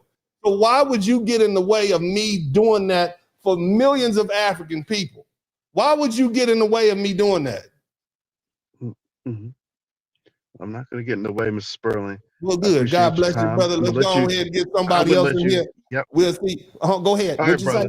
Take care. No, did we clear the air though? Did we clear the air? As we cleared the air. We cleared the air, brother. Because I'm sure there's a lot of other people out there who had the same criticism. All right, praise Moses. All right, hallelujah, hallelujah. Look. Woo wee! I need some water. Look, man. Where the rest of y'all critics at? Come on back in here. We want the rest of the critics to come in here. I need all the critics to come up in here. Now, I'm gonna bring a very rude man in here. I don't want him. Look. Many years I would let brothers come into the chat room and we would say all kinds of stuff. This gentleman has been here for years. Okay, he's been here for a long time. He's not a critic. He criticizes a lot of people a lot of time, but I don't want him in here. And I know he's left. I don't want him in here saying anything disparaging about any groups of individuals. We're not gonna have that here today. Okay, he is a true light-skinned brother, and I can't control these people. They're not like me. I'm red. Okay, I'm red, and I can't control them. Now I want him to come in here, but if he says anything, it's gonna get me demonetized. I'm gonna get him out of here immediately. Okay, a man who needs no introduction, one of the original ICE lords, Mr. Devin Lockett. Brother, welcome back. How you doing, brother? How you doing? Blessed in the Lord. Go ahead. God bless you, man, because what you're talking about is a worldwide revolution of justice that will start here in America. This is like the dawning of the age of Aquarius. It'll start here in America because you and other powerful, intelligent Black lawyers and attorneys that we already have within our community, within our society, can bring this about.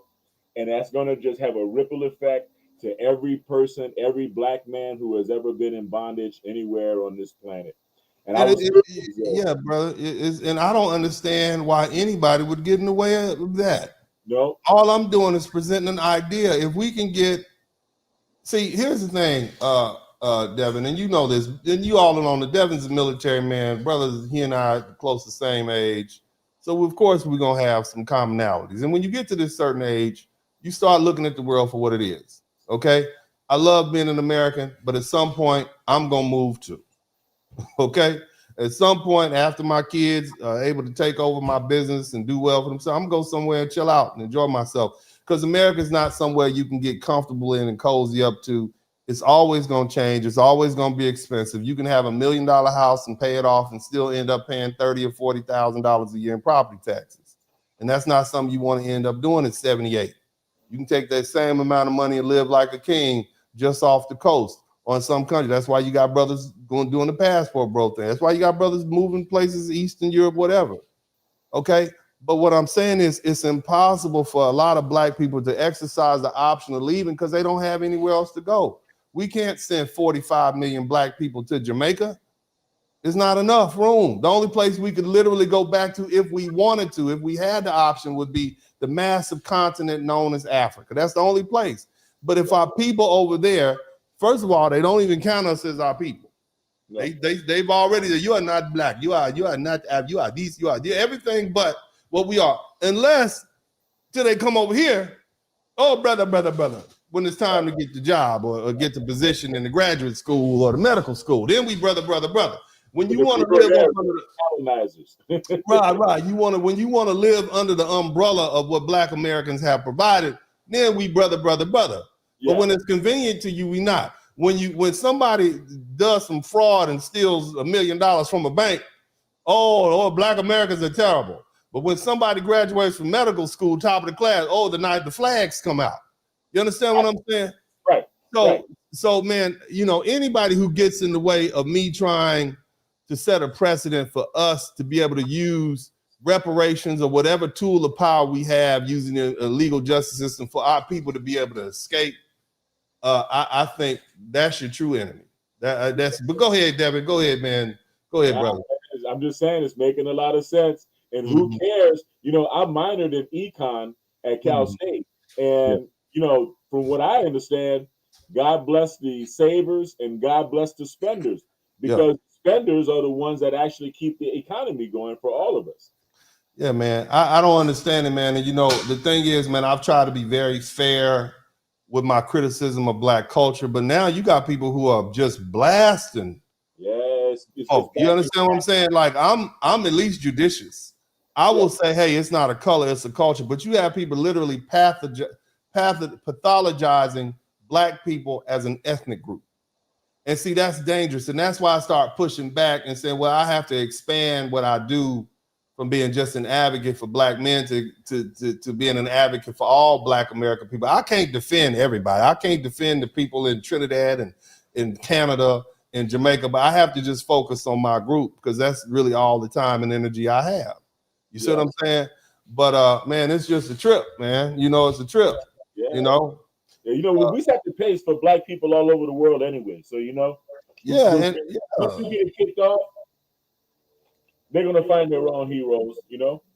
Yeah, man. But anyway, man, look, brother, look, Devin is not a critic. Devin is, me and Devin agree on a lot of stuff, okay? He go a little way out there, and I got it. So far, so good. So far, so good. Okay?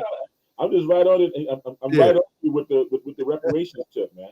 Yeah, man. And people don't seem to understand. Why do I have to explain to people?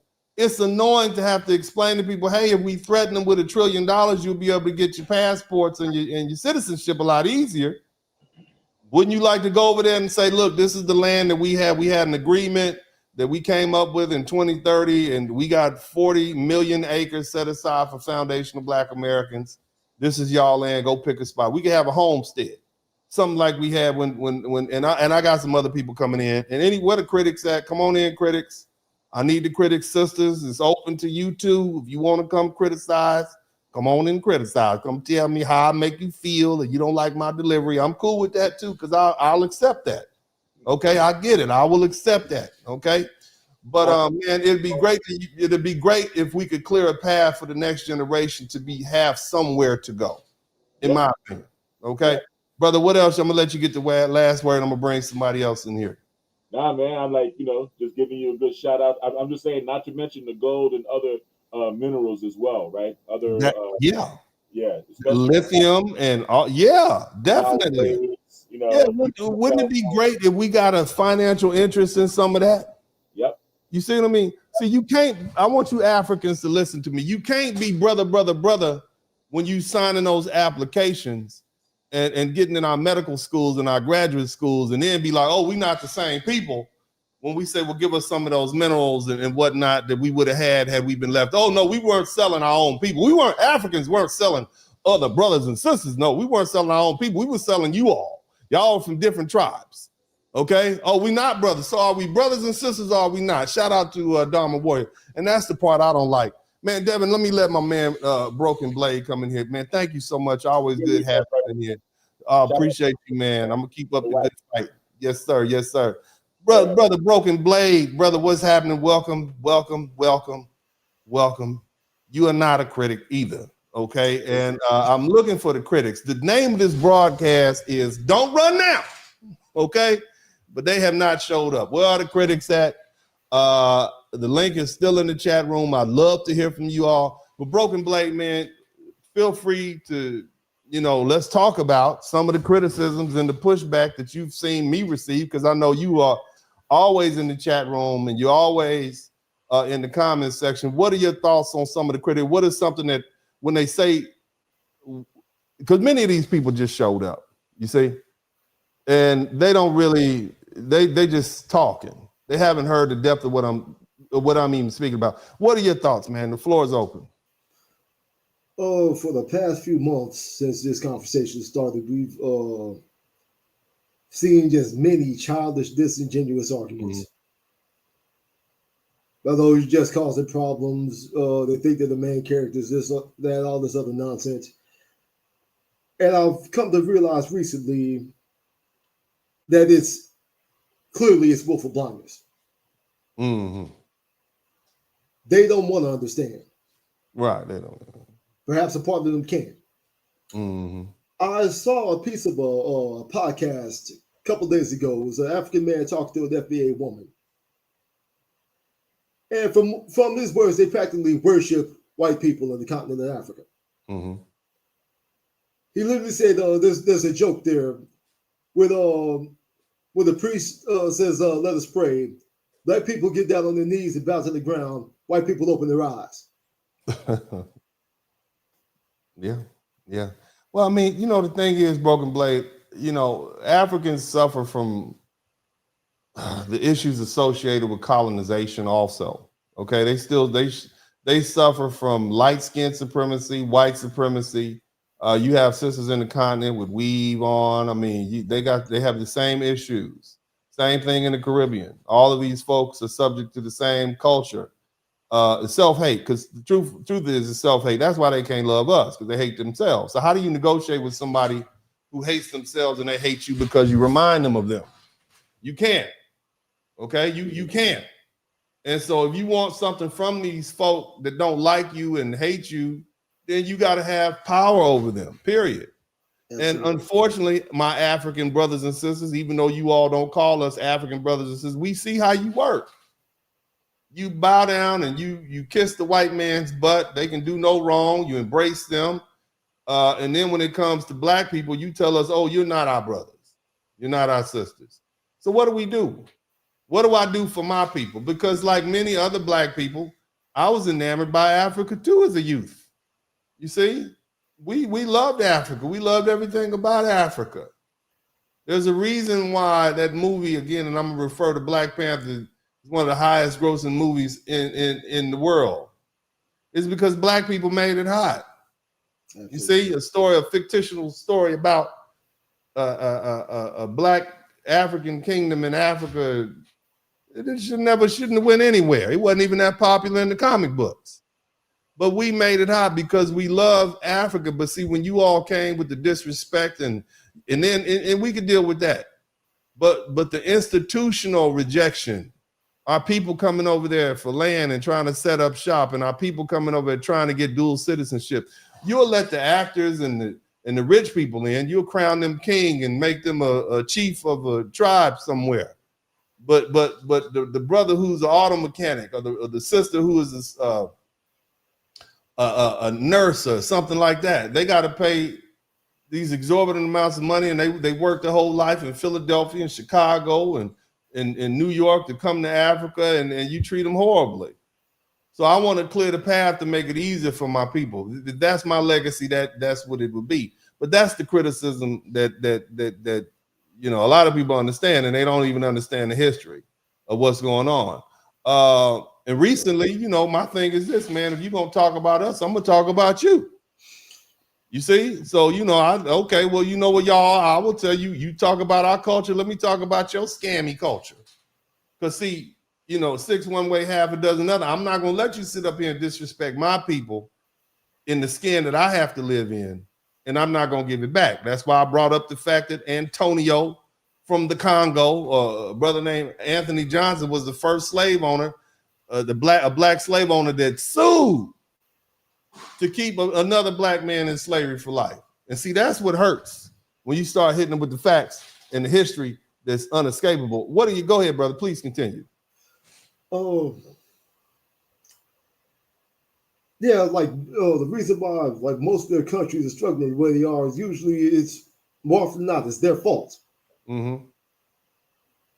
It's almost, I've said this many times on talking to Alvin, it's almost like they sold off their warriors.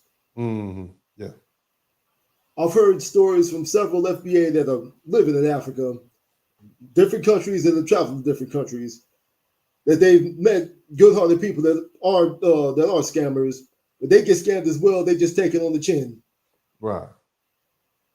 Or people working jobs and shops and stuff like that. They're just at peace of getting paid like once every 2 or 3 months. Mm-hmm. Mm. We ain't letting that slide. Yeah, I mean, and I think that's why practically everybody on the planet seems to be having an issue with us. They're obsessed with us. I think we're the only people on the planet that have consistently called this out and fought against it. Yeah, and where it hasn't been as collective as we have done it, and consistently as we've done it. But brother, look, man, Broken Blade, it seems like the critics are not coming. Okay, I'm disappointed. I'm disappointed that the critics didn't show up. I'm really disappointed. But I appreciate your time for coming in today. I'm gonna go ahead and let you go and continue talking to these folk. But man, thank you so much, and I appreciate your years of being here with me, and I appreciate y'all, man, just being the great brothers that you are to keep me motivated. And again, I'm an advocate for black men. Okay, that's what I do. So if you don't like what I'm saying, maybe that's how it's supposed to be. You see, because me being for advocate for black men, especially foundational black American men, means I'm going to step on some people's toes. Now, that does not necessarily mean that you won't benefit. There are plenty of black women who benefit from me being an advocate for black men, speaking up positively about black men, saying how wonderful we are. Yeah, that makes you look good. You see, and it makes the brothers feel better and creates for a better environment. But thank you so much, brother. Let me see if we can get some other folk in here. You got to cam up if you want to come in. You're going to have to cam up if you want to come in. And when you do cam up, raise your hand if you're a critic. We're looking for critics. Okay, the name of this broadcast is Don't Run Now. Okay, we're going to let a couple more critics in, and then we're going to ease on up out of here since the critics are not showing up. Now, if you are in the chat room and you've enjoyed this broadcast, I would certainly appreciate it if you would hit the like button, if you would subscribe to the channel. If you like this, of course, this is not my normal format. I usually just spend my time speaking about historical issues and whatnot and trying to lay some context. But what I'm doing right now is clearing the air, okay? Let me establish what we've established so far. I will sue you, okay? If you speak ill about my reputation, I will sue you. Just understand that when I find out about you, I'm going to refer your case to a lawyer in your area, and I will sue you. You cannot hide. You don't have to show me your identity. If you have a YouTube page and you're using it, I'll find out who you are. Remember, I am the one who sued YouTube. You understand? So I have a very unique understanding of YouTube. Cam up if you want to come in. If you don't cam up, you're not coming in. If you don't cam up, you're not coming in. It's time to talk. Let's talk. You got to be man enough, a woman enough. Where the ladies at? Ladies, I want some of you ladies to come in, and you don't necessarily have to be a critic. I'm here to listen to you. And here's the thing. I want somebody to come in here and point out where I'm wrong. Whether it's a historical fact, I'm cool with that. I'm okay with that. I'm perfectly fine with being wrong because I can correct that. But don't just snipe from the comment section. It's your turn to shine now. You got plenty of people in here. You want to be seen, you want to be right, come on in. Now I do understand that a lot of people just have a problem with the way I say things. But how would you like me to? Let me have a look. Would you want me to talk to you all nice like this? I had a conversation with my big ass sons over a couple of years. And I said, you know, they don't like sometimes the way I talk to them. I'm like, son, if you were living in your little room that's filthy and dirty. And I said, son, can you please, in your heart of hearts, make up your bed? I certainly would appreciate that as your dad. I appreciate that if I wouldn't have to tell you over and over again to clean up your room, son. I asked my son, I said, would you listen to me? And they said, no, Daddy, we wouldn't. So that's why you got to come in, you got to speak authoritatively, you got to lay down the law and let them know what's happening, because that's the only way you can get people to listen. Especially, you got to cut through all this nonsense. You all on TikTok most of the time, looking at the foolishness that's going on there on Instagram. So this is what needs to be done. Where are my critics? Don't run now. Where are the critics? Don't show up in the comment section after this broadcast is over. Where are you at? Come on in right now. The link has been in the chat room the whole time. Okay? Where are the critics? Come on, show your face. Be brave. It's time to be brave. Okay? It is time to be brave. It's time to come on out and voice your displeasure at how I've talked to you, and voice your disagreement on what I've said. You don't like me. I'm too light-skinned to be an advocate for black people. Even though I look like foundational black Americans are supposed to look with a mixed heritage. Shout out to my man Don PL TRG. Where they at? Where the critics at? I'm here for it. We're gonna take the time to read some of these super chats while the critics get the notes together. Okay. I want my critics. Okay? Where are y'all at? I need the critics to show up and show out. Shout out to my man Lucifer Ratzinger. TKOB, thank you for the $3 super sticker. Also, Miss MS Delta Guy 8017. Man, thank you for the $100, man. Reroute that West African gold and oil right over here to FBA. Yeah, we start holding some of that money hostage. We'll get some land, we'll get some paperwork together so we can get our citizenship, and we can do a lot. And then we can talk about how much they don't like us when we get over there. Okay? As we reoccupy what should have been ours in the first place. Shout out to Alexander Patterson, 443. Been the fan for years. Thank you for your work. Good looking out. Cam up. What's up? Okay, we got one person. Let me go ahead and read. I'm gonna read the rest of these super chats. Bring the folk in here. Hey D, Nuck if you buck day. Yeah, FBA Freedman official. Teach them if they can learn, whether they like it or not. Save them from themselves. Righteous class. Thank you so much, sister. I appreciate you. So we're gonna stop right there. We got another fella in here. How are you doing today, sir? Hello, hi. I'm doing all right. How about yourself? I'm doing pretty good. All right, now are you a critic? Okay, because we're looking for critics. Are you a critic? I'm not a critic per se. Okay. I just want to, because I pretty much agree with a lot of the things that you said, and I say that kind of, not all the great ideas that you gave, but just my own sentiments about the importance of just reparations and things. And I was just having this conversation with some friends and people earlier about, the delineation and stuff that as Black Americans we're doing right now, and how that's kind of, at least in the media, because you have the media and then you have real life. Right. So at least the media, you see all these videos about different people across the diaspora having something to say. And it's just really a time for us as Black Americans, to take pride in our culture and what we've been able to cultivate over the years. And yes, we do deserve reparations. If the slave owners if Lincoln's administration paid the slave owners per slave after they were freed, then why can't the children of slave owners get reparations? And the whole thing is, America has had like 200 years or 150 plus years since the Civil War to give us our money. You could have did that for the actual slaves that were freed, or better yet, the people who fought in the Civil War to save the North from losing. You promised them money, land. You found ways to take that back. Then Reconstruction, where we're literally, our ancestors are building or repairing America after the war.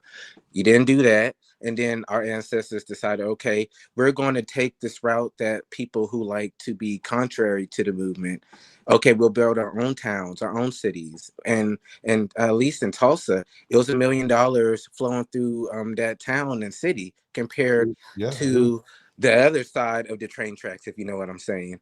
And we are a very successful people when left alone. Yeah. You see? And it is only because, white folk in their jealousy have purposely tried to undermine us at every turn that we are still further back than we would be. Look how much adversity we've had to deal with as a group of people. And yet, look how far we've come. If left alone, Black people will be fine, especially Black Americans. And that's what they know. Let me explain something. White people know more about us than we know about us. They know about the kingdoms in Mali. They know about the pyramids in Sudan. They know that our history goes back thousands of years. We were the creators of mathematics and business and science and astronomy and chemistry and all these other things. They know us. It's embedded in your DNA. You see what I'm saying? Yeah. They know your history better than you know your history. Now, us taking the political position that we are going to delineate has caused an uproar. And I want you to understand something. Black Americans represent 2% of the African diaspora. At 45 million of us, and of course, a lot of that is people of African descent from Africa and Caribbean, about 25%. But roughly 2% of the population of Black people on the planet, when we decide, we just going to do our own thing. We're going to basically go back to being the American Negro. Why does everybody have a problem? See, it lets you know just how influential and powerful we really are. That's what it does. It lets you know, oh, you all have been riding on our backs for all these years. You all count on the fact that we're trying to go along to get along with you. We're the little nice friend that holds the purses when everybody else is out there on the dance floor dancing. You see, we the fat chick, okay, that holds the purses and watches everybody's shoes while everybody else is out there enjoying themselves and enjoying their luxury. You understand what I'm saying? Yeah. We're the sacrificial land, and brothers and sisters like, nah, we're not gonna play this game anymore. We're not gonna allow you to use us and to talk disparagingly about us. And this one thing when it was just banter back and forth and they talking bad about us and this, that, and the other, and we call them African booty scratchers and they call us the cops. It's okay, fine. But when it comes down to political influence, when it comes down to resources, when it comes down to money, that's what this is all about. Because see, at this point, we're looking at our HBCUs and we see a lot of Africans and a lot of Caribbeans taking over positions. And if they're good at it, great, we're happy for them. But don't then exclude us from things set up by freedmen or American Negroes for what is now the descendants of those people. That's not cool. You see what I'm saying, brother? Yeah. And so this delineation is now forcing people to basically have to suffer the consequences of their mere presence in the United States without the benefit of the umbrella of protection that we as foundational Black Americans provide. And it's hot. It's hot right now. You see? Got them mad. Yeah. They're gonna have to be mad because I also a while ago, I'll give you two. Now, brother, I got some other people to come in, so I'm gonna give you another few seconds, okay, 30 seconds or so to wrap it up, and we're gonna let some more folk in. Go ahead. For sure. So when it comes to the delineation, you know, scientists say that all of humanity came from like some place outside of Johannesburg. And so if you walk up to there's 50 something African countries. If you walk up to a Nigerian or Ghanaian and say they're not really Nigerian, Ghanaian, because your ancestors from 1 million years ago was from a city outside of Johannesburg, they would be upset. So it's like we have transcended cultures, we have transcended all of that. And if the oldest bones in the Americas are phenotypically Black, that meant that Black people were here way before then. So it's just kind of like, well, that's cool. And see, I'm gonna cut you off right quick. That's wonderful. But what we talking about right now is the Black people who are culturally foundational Black American. Yeah. That's it. Yeah, as I said earlier, phenotypically speaking, there's really no difference ethnically between a Black person from Jamaica, Trinidad, or Brazil than it is from a Black person from Canada or the United States. We pretty much phenotypically the same. It's an admixture. No, so, I'm sorry. No, but culturally, and I want to, because I got some other folk in here, but culturally, Art, you know, we're different. And it's this culture that we have that's allow us to maintain and be successful on this in this country. You see what I'm saying? Yeah, no, I'm just saying, and I'm gonna let somebody else in. Go ahead and finish. Okay, I'll do my last 5.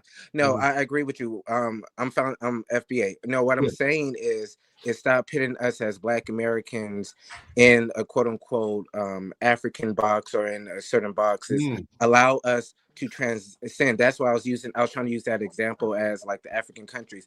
No matter what, you know, the genesis or the quote unquote origins are, is look at us today. We're 500-600 years removed, and there was already Black people in America before the slave trade. So it's like, don't dishonor us. Allow us to embrace our own cultures, just like you allowed the Caribbeans and other people to. And if you're in America, then you had to assimilate to Black Americans because this is our country and this is where we're doing things. You're free to break bread, be a part of us. We fought for y'all to come here in the 1960s. It's just simply don't come here and try, you know, to demean us. So I was just saying, yes, I was just saying, like, as Africans are very proud of their different countries, I was to say, you're not really from Ghana or from there. You're from here in Johannesburg where civilization began. You would be insulted because you transcended that. Your ancestors transcended that. So us as Black people in America, we have transcended slavery and stuff like that, but we're still owed our money. So that's kind of what I was saying. Point. And I think that's a great point to leave it at. Thank you so much, Art. I appreciate you. Let's get some other folk in here. We have a gentleman, Fitzgerald. Welcome to the broadcast, sir. Are you a critic, or maybe you have something you disagree with? If so, please state that. I wouldn't say I'm a critic, but I think that there's some insight that I would like to place. I definitely benefit from the struggle of Black Americans, foundational Black Americans, and my parents are of Jamaican descent. I was born in the United States. I do recall my mother when they first got here in the 70s that, Black Americans wasn't particularly, fond of them. They would joke on their culture, joke on the way they would dress, joke on their accent. And as a result of that, they kind of adapted because they didn't want that to be perpetuated on their children. But I will say this, my experience growing up now in the workforce, where I am of Jamaican ancestry, and I go amongst people who I know are of Caribbean descent, and they assume that I'm Black American, I feel the animosity. And it's not until I mention that my parents are of Jamaican descent that the whole vibe changes. I do take issue with that, but it's almost like we're stuck in a hard place, some of us, where we are totally influenced by the Black American culture. We've been raised properly and understanding Black history, but there's a part of us that's not accepted by Black Americans. And then there's a part of us that's not accepted by the country that our parents come from. It's like we're just never going to be truly accepted. But brother, there's a lot of things that you kind of highlighted that I agree with wholehearted. And I sense it. Like, I know when I deal with, Black people of other nationalities, and they take on the assumption of me being a Black American, there's a certain way that they come at me. And so it's kind of tough where I remember what my mother told me, but then, based on what you're saying, I felt that, and I don't know. I mean, it's just weird. You raise valid points, and so what I'm going to do is I'm just going to ask you a little, because there's some historical, there's some history in this country I think you'd find very interesting as a child of immigrants. And basically what you're saying is what you perceive as foundational Black Americans, the American Negro, which is your ethnic group, treated you differently. And they talked about not you, but your parents. They talked about their culture, probably talked about the food they consumed, the way they spoke, etc. They othered you. You understand what I mean when I say they othered your parents? And that's the story and that's something that's common. Now, I want you to just recognize that when you bring a group of people and bring them into a location where there is an established group of people, there's always going to be friction. Let's take, for instance, the Italians. The Italians who came to the United States, through Ellis Island, they were treated extremely poorly by the Italians who were already here. They would literally, abuse them. They would not only talk bad about, they would treat them horribly. These are Italians who might have been first generation or second generation, treating other Italians horribly. I mean, talk to an Italian, okay? They will tell you their own people treated them horribly. The Irish, when the Irish came to the United States, those people who were of Irish descent treated them horribly because they said, you guys are making us look bad. Even the Italians said the same thing. And this is historical count, so you're not alone. When you have a group of individuals that moves into a location with other individuals that would otherwise identify with them, or should identify them, there's always going to be animosity. That's just how it is. Now, is that normal? Yeah. Is it fair? Probably not, but it is what it is. But the thing is, and you based on your own assessment, you have pointed out the fact that there's animosity directed towards you from other ethnic sub-Saharan African groups, okay? And that can be Caribbean, African American, whatever, until they find out you have Jamaican parents. And then they stop treating you like you're a foundational Black American. Now imagine being a Black American, an American Negro, a foundational Black American in your own country, and you have foreign black people not just talking disrespectful to you, but also locking you out of employment opportunities, locking you out of educational opportunities. Imagine that. Imagine if you and I went back to Jamaica, okay? All right, you and I went to Jamaica and I just, what is it, the Fruit of the Loom factory? I bought the damn Fruit of the Loom factory, and the only people I'm hiring, that's Haiti. But let's say I done bought the factory and I ain't hiring no Jamaicans. All these damn Jamaicans, they are not allowed to work for me. How would that make you feel as a Jamaican man in your country when some black person from another country come over there talking bad about you and locking you out of what should be rightfully theirs? How would that make you feel? Well, it wouldn't make me feel pretty good. It wouldn't make me feel good at all. Not at all. Now imagine if you put up with it for, what year is this? 1960. Imagine if you put up with it for 60 years. And then that 60th year, you say, you know what? We about to delineate from these mofos. They are not us. We are not them. We tired of them. We are tired of them. Would that be justified at that point? Dennis, it would definitely be y'all want to treat us different. Would treat us Dennis, different. It would be justified, but there are other factors that played into it. You know that. But we got to stop it. It was justified. You would understand, wouldn't you? I'm gonna delineate. Y'all already have delineated from us. You know what? Well, we gonna delineate from y'all too. But see, the problem is when Black Americans delineate, golly, that's the power base of what is Black people in the United States, because we own the property, we got the name, we got the reputation. These white folk over here already know that we will turn up. See, they can always tell Jamaicans, y'all can go home. Nigeria, you can take your black behind home. You Ghanaians, y'all can go back to Ghana or Wakanda or wherever the hell you from. They can't tell us that. Because see, here in the United States of America, we are the only non-immigrants. Okay, we're not immigrants, we're imports. Okay, and I know you got a lot of Black people out there on the internet saying, oh, you're indigenous. I don't believe that. I've looked at you don't the believe DNA. that at all. You don't believe that. I know that there were. Hold on. I know that there were Black people who were here. Just asking. Let me finish. I know there were Black people who were here before the slave trade started. I know about Abubakar II. I know he went down to Brazil and made his way up to the Dominican Republic and hung out in Sosua and got some women pregnant. I get all that. But the vast majority of what we call foundational Black Americans have intermixed, and there are Black people who have intermixed who are descendants of the African slave trade. You're not going to convince me otherwise. I understand the breeding farms. I understand the fact that we went from 400,000 to 4 million from 1808 to 1860 because it was a business, because Black women were incentivized to give birth to children because we needed to cut these trees and pick this cotton and pick this tobacco.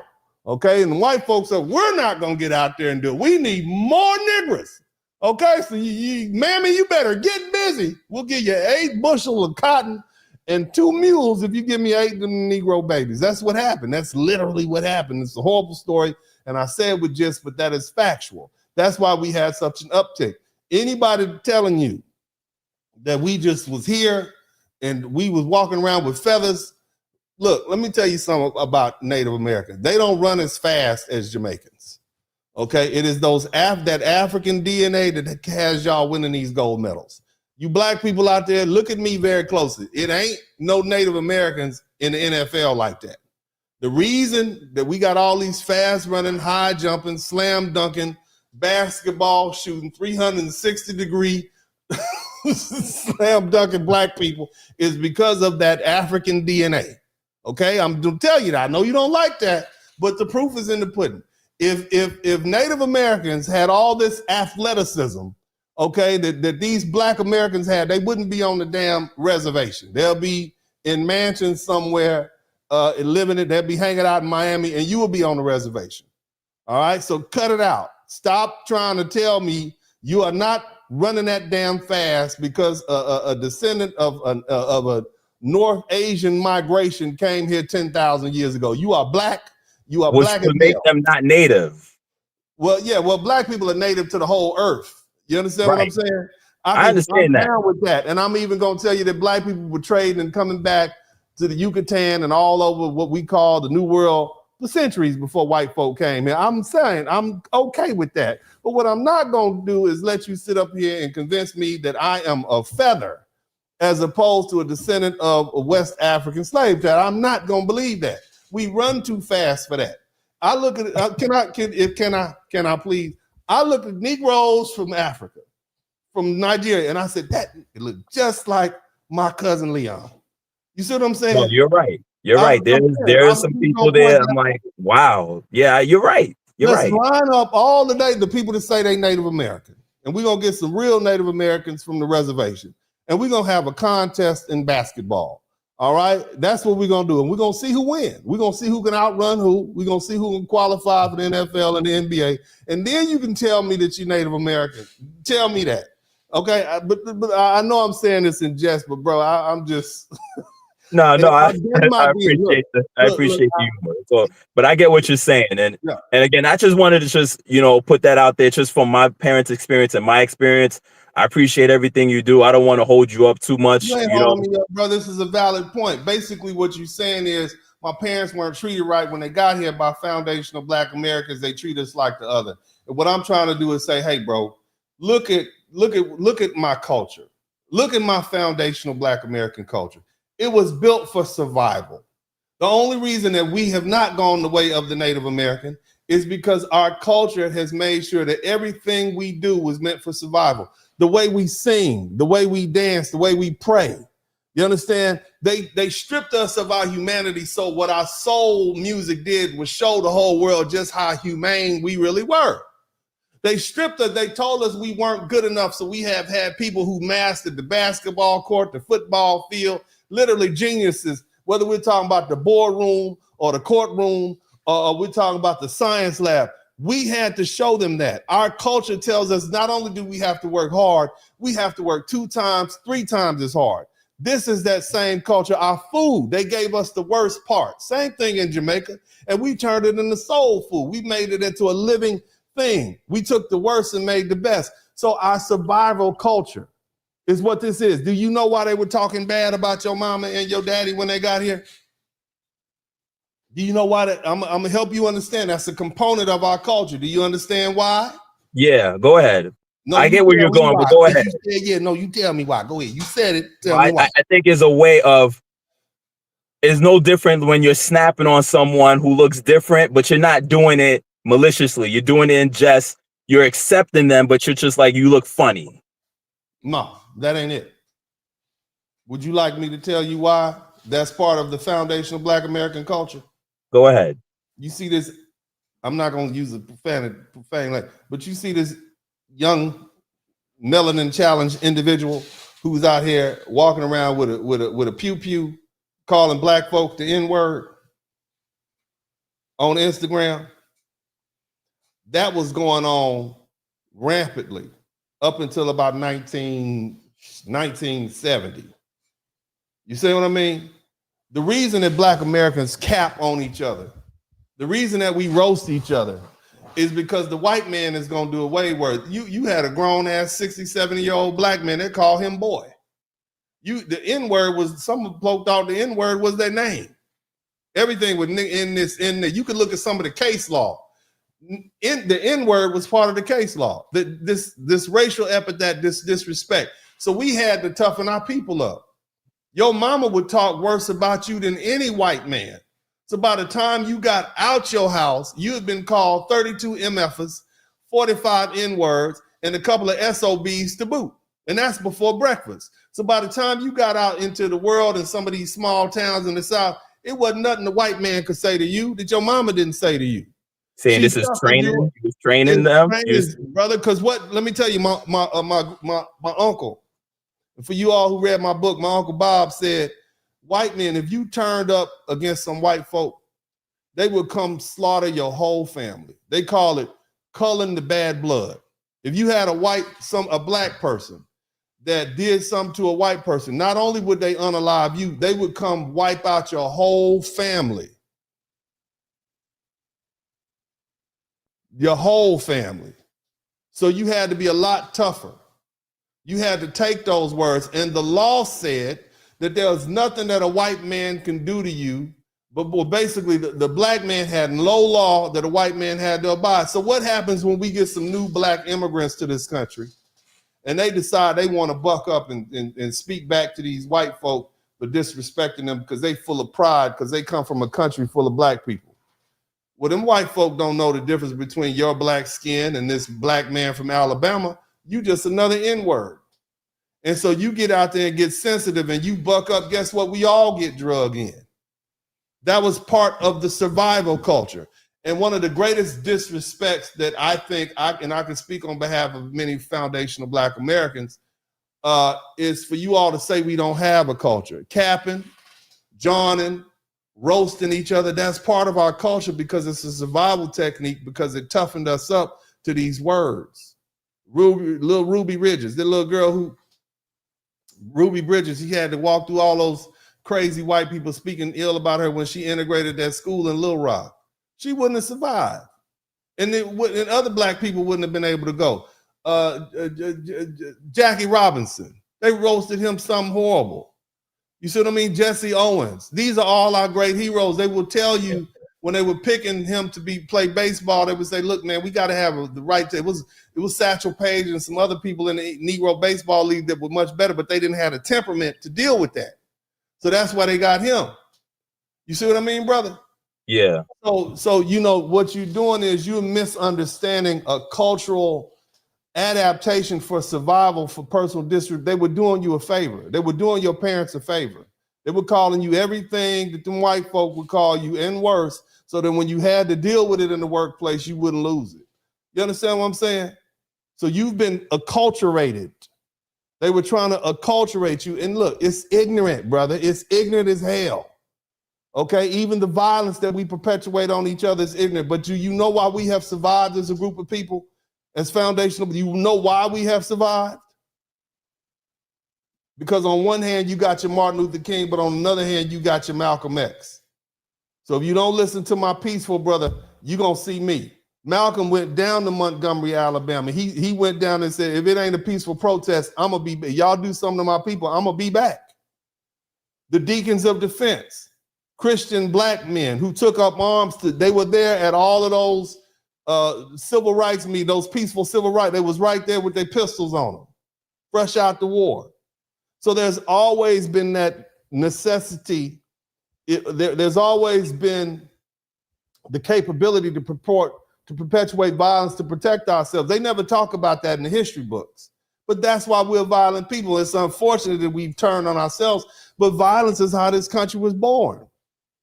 So just think about that, brother. I hope you know you can take that and just run with it, you know what I mean, and roll it up and smoke it and think on it over some time and process that. But you know, this is the culture, brother. This is the culture that has arose here in the United States, and it has allowed for us to survive. Could I have you one more question? Because you mentioned the point. Did the 14th Amendment override the Dred Scott case? The 14th Amendment,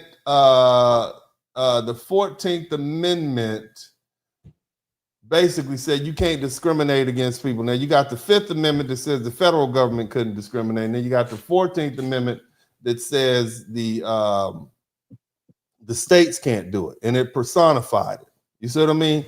Now, case law is what typically overrides case law. And it was some time down after the road. I believe it wasn't Plessy versus Ferguson. I think it was Brown versus the Board of Education. I don't know why that's coming to my mind. I could be off. It's been so long since I looked at all those old cases.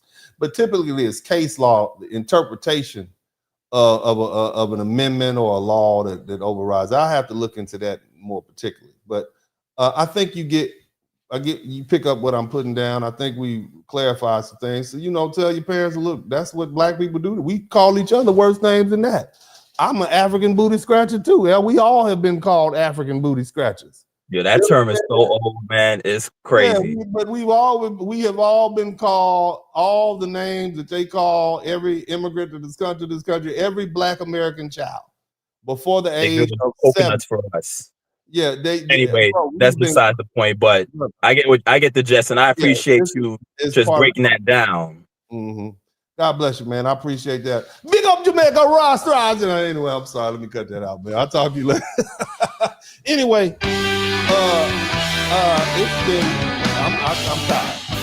Okay, I've waited here for the critics to show up. I ain't really had no real critics. I'm tired. I've done my job today. You understand me? Shout out to everybody who came through. I believe it's yesterday. My girl came through, said nothing to what I got there. Shout out to Byron Gray, 387. Shout out to Miss Penelope. The ops may not be in here today because the title tower is good. Don't run away. You understand? Maybe must have forgot you represent the cold show this time of mine. Yeah, I mean, so at the end of the day, man, I'm gonna keep doing what I'm doing because this is for posterity. This is history. Somebody's gonna pick this up. There's probably gonna be some white folks that's gonna pick this great idea up and say, "Hey, look, Negroes, I'm gonna run for president, and I'll give you reparations." And they're gonna come up with this idea, and y'all all gonna vote for me. It's a great idea, and y'all gonna forget me. But I'm okay with it as long as it gets done. Shout out to Hootsie324. Us, congratulations on your purple belt. Yeah, for you all don't know, this is my purple belt. I earned my purple belt in jiu-jitsu today. 4 years, 635 hours of jiu-jitsu. And I'm telling you, that's a lot of work, man. But shout out to Royal. And look, I still got a little time. Do we have any critics? Come on in. The link is in the chat room. If you want to come in. Mods, please put the link in the chat room. Who else we got here? My Royalness, he said, keep talking that red talk. These haters of American black men, mass respect to you from Lexington, Kentucky. Thank you so much. Oh, we got one of my favorites up in here, man. Let me let this brother in here before I finish, but we'll come back and read these super chats. My man, Black Wall Street, what's happening, brother? Oh, what's up, Unc? I'm at the Four Seasons watching you. Oh, man, look, brother, what's this? Been a minute. Hey, man, it's good to have you in here. For you all who don't know, a lot of these brothers back in the day, I guess 2-3 years ago, I would have turn that down, baby. Podcast after podcast, and it would be me and 9, 10, 12 brothers in here chopping up, and this young brother is one of them. Black Wall Street, man, the name of this broadcast is Don't Run Now, and this is for my critics. Conversations that we have in here today, man. What would you like to add to the broadcast? Or maybe something you don't agree with, maybe it's something you do agree with, maybe it's something I have missed that you can address my critics or people who critique that they don't seem to understand. Whatever you want to do, the floor is yours, brother. Go ahead. Oh, I was just calling to just thank you and give you your flowers before I send a donation. Oh man, I'm in total agreement with everything, and I'm about to read the books again. So I noticed you made a post about Malcolm X the other day, and I was just want to say that you exemplify everything what Malcolm X was teaching and what he wanted us to be. Man, that's a great honor, and I'm humbled by that comparison. But I think that I have a role, just like we all have a role. And at this great big age that I'm at, I think I have an obligation to at least put some breadcrumbs in leading in the right direction for our people. You see what I mean? Now, I said something earlier, I want black people to be free. I want black people to have the right to return to Africa if they want to. And what I don't like is the current African government and the people putting up all these blockades for my people to be able to go back and pick up what they rightfully should have had: the land, the wealth, the freedom. I hear the stories. A lot of black people go back and say, man, I've never been somewhere where everybody looked like me. I don't have to deal with the racism. I don't have to look over my shoulder. I don't have to always fear these white folk coming back and taking everything. I know this is mighty interesting, and you're a very successful young brother yourself.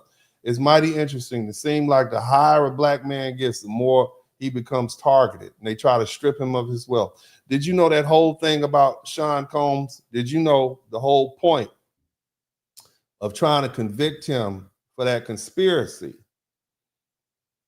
was so that they, under RICO, you know what you get if you convince somebody, strip them, if you can convict somebody of RICO, what do you get under the RICO laws? What's the goal? What was the goal of the federal government? You got to unmute yourself, brother. And we talk about the RICO charges that Sean Combs was dealing with. Why was that such a disappointment? Black Wall Street, you got a mic up? You got to okay. Yeah, I was just trying to get her to close the doors because she was in the shower. No, the whole point. Why were they so disappointed that they couldn't get Sean Combs found guilty of those RICO charges? Because of the amount of time that they wanted to sentence him to. Nope. Okay, we That got to wasn't what teach it's me. about. So if you are convicted of RICO, a conspiracy, and your institution or your organization has conspired and commit these criminal acts, it's a criminal enterprise, they get to strip you of all your wealth. That's what that was about. You understand me? Yes, sir. But I think they still did that though, because how much did he spend on the trial, Mr. No, Spurling? that ain't, man. This brother's worth 700-800 million. That trial probably, those are minor charges. That's barely even a felony. I mean, he's gonna get paid. He's gonna have to pay more because he's a superstar. But you're looking at several million. The whole point was to convict him of a RICO charge so they can strip him of his wealth. And see, as a black man, you always have to deal with that here in the United States. Whether you're a Bill Cosby or a Sean Combs or a Sean Carter, nothing you have is permanent. They'll even try to steal your reputation from you. You see what I'm saying? So, my thing is, brother, we're not safe here. And if we don't know that after the summer of 1919, we'll never know it. See, here's what's going on, and I want you to understand something. We've had our great leaders say, well, we just need our own designated area here in the United States. Well, that's great. But what if these yahoos decide to get together and pack up their pickup trucks and invade it on the 4th of July? What are we going to do to stop them? Absolutely nothing. And so there is no safety for black folk here in the United States. And that's why I used to say early on, man, in you got to have an exit plan. You got to raise on up out of here. You're not safe. You or your wealth or your children. And if they don't get you, guess what? They're going to go after your kids. So we need to have an option, a viable option where we can return back to from whence we came. And I want black people to be able to go back to Africa. And I don't want all this red tape. And I don't want them to go back there broke. Give us our land back. Give us the land and everything beneath it so we can participate in the global market. We can deal with it. We can do what we can, man, give us back what we would have had you not helped these white folks steal us and sell us over here. You see, that's where I'm at, brother. And I believe in, like I said, negotiating from a position of power.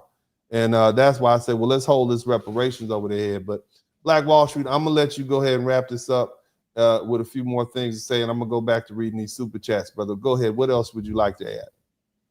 I would like to add that it's no reason that we should act any other way other than ourselves. I think that us as foundational Black Americans, we have everything we need at home, and that we continue to work to become the best version of ourselves and work together, we can make a heaven on earth for Black men here at home. Mm-hmm. And there's no reason for us to travel to any other country to find paradise. Well, that's a very noble and idealistic thing to think, but you still got them devils knocking at your door. And so until we get rid of them devils, we're never going to have peace in this country. And that's just it. Our ancestors built so much after slavery, and it was all torn down and taken from them. There's the richest county in Georgia right now. If you look at the history of it, it was Black people that owned that land before white folk got jealous and came in and ran them up out of there. They took their businesses, they took their land. They would wrap a bundle of sticks and put it on a Black man or a Black family's porch. And what that symbolizes, if you're not out of here, this is gonna be dynamite the next time. And so that's what really happened. You see what I mean? So, Mr. Spurling, yes, sir. Why did Black people fight so hard for integration then? If we knew what had happened to us. I think, first of all, I don't think it was all Black people that wanted integration. I think Black people wanted to be treated fairly. I think Black people wanted equal accommodations. And what ended up happening was, and when you make a deal with the devil, you're going to get the devil's due. So we were looking for sugar and they slid salt in it. Because what happened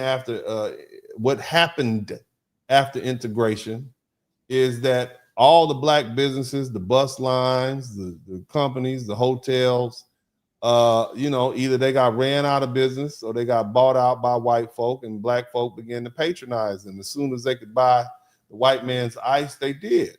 And that has a lot more to do with self-hate, you see, and want what the white man has, and white man's products are better.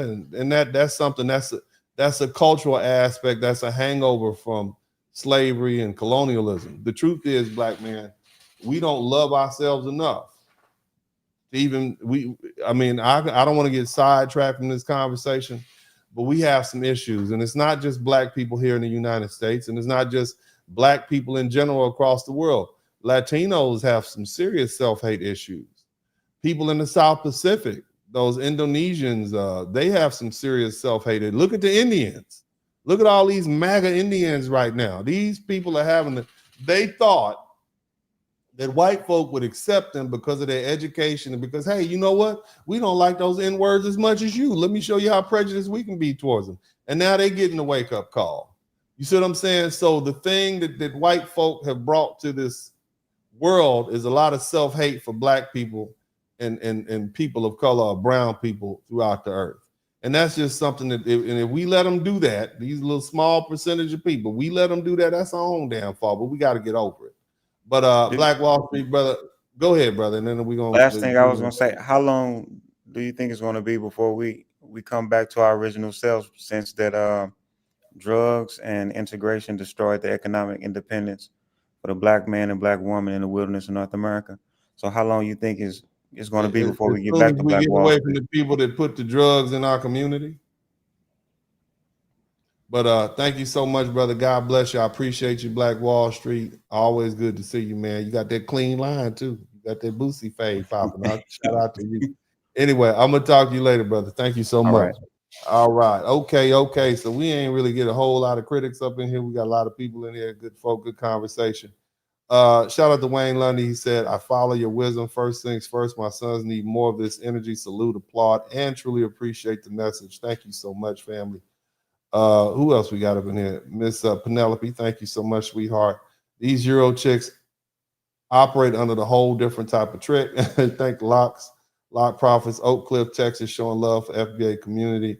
Thank you so much. I appreciate you.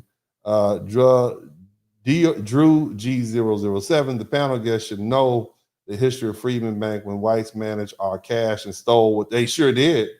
They sure did. And also, Dharma Warrior, congrats to you and your son on the purple belt. How long did it take? Man, it took me 4 years in about 2 months and 635 visits. The crazy part is when I got my blue belt, I had about 200 visits. It took me about 400 hours of rolling, which is about anywhere from 8 to 10 times a week. So basically, I had a part-time job. You understand me? I had a part-time job doing jujitsu, and that's where I'm at now to get my purple belt. But thank you so much, family, and shout out to you for that. Where are the MF for critics? The critics didn't really come through. They didn't really show up. I'm disappointed.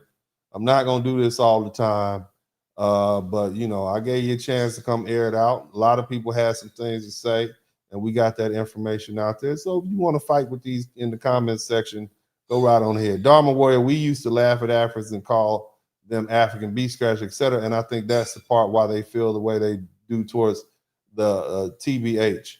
Well, look, man, little black folks talk bad about everybody. I don't know. I mean, if you went to elementary school in a black community, you got roasted, right? Didn't you? So, you know, it is what it is. That's just part of our culture, and I explained that a little earlier. Shout out to Carlton Ward Jr. Shout out from Riverside, brother, wherever admiration isn't present, fear will suffice. Third year of being the bad guy, and the respect is still strong. Thank you so much. Thanks all I do. Good looking out, brother. Well, anyway, family, I've done the best I could today. Shout out to everybody who came through. Shout out to everybody in the and this went a lot longer than I thought it was going to go. I figured we'd be talking about an hour or so, but it went a whole lot longer than I thought. I hope that those of you all who have criticisms and critiques, I talked extensively about my position on reparations. The truth is, family, and I wish I had somebody in here who was more abreast of my position on reparations. A lot of people said, well, we want to sue the American government and get reparations. And my question to you is, where is that money going to come from? It's going to come from the taxpayers of the United States, which is why this agreement is not very favorable amongst most Americans. Now, if we can threaten these African countries with reparations and billion-dollar and trillion-dollar judgments collectively, I don't see anybody, especially now with the delineation movement, I don't see anybody jumping up to protect them that's going to have the political power that we have. And it might be our last chance to get it. But if we're doing it for the whole point and purpose of being able to hold leverage over these successor states and say, hey, either you give us our reparations in cash or you clear the path so that we can repatriate those who want to move back to Africa to do that. And that goes, and that's something that in the Caribbean people and the people in South America and Central America who are descendants of the African slave trade or victims of the African slave trade, they can follow suit. And it makes sense because it's what Black Americans have led the way on these things for centuries. But that's my whole plan. And it has always been my plan. Okay, that's my biggest critic. And I get that from a lot of Africans. You all, on one hand, Africans say, well, you're not our brothers. So when we sold the people who were captured and put on, you want our brothers and sisters, we weren't the same people. But then you're angry when we delineate. You got to make up your mind. You can't have it both ways. You can't say, well, we sold you all because you weren't our people. But then when you come to the United States, you're angry because we're delineating and saying, no, you all are Africans or Nigerians or Congolese or Ghanaians, and we are foundational Black Americans, term that used to be American Negro. You can't say that. You're gonna have to pick a side. You're gonna have to pick a puddle and step in it. Okay? All right, that's what you got to do. And again, as I said before, I think it's a viable option. I think we could get a president, an American president, and plenty of white folk to say, yeah, these N-words want reparations and they're going to get it from Africa. Hell yeah. But keeping in mind, the whole point is to use that as leverage. Now, again, if we're able to get some judgments and get some money, by all means, go right on ahead. But the idea that it might happen, the idea that the American government with its judicial system, with its financial connections around the world, will be able to enforce that type of judgment is enough threat that they'll say, no, they could bankrupt us for another 200-300 years if so maybe there's another way we can work out. It's a simple plan. It's not complicated. And it's unfortunate that I have to keep explaining this to people. And it's unfortunate that I have so many Black people who are against it because, but that just lets me know that you don't want to see us succeed. It's just jealousy. But other than that, ladies, good to have you all here. Brothers, good to have you here. I guess I've enjoyed this. It's good talking to these other folks. We'll be back to the regular schedule type broadcast. We're going to talk about some history, going to up things. We're going to keep educating ourselves, and we're going to do the best I can to be the best people we can be. But shout out to everybody, man. I appreciate you all. I love you all. And as I always said this time, this is Uncle D, and I'm out.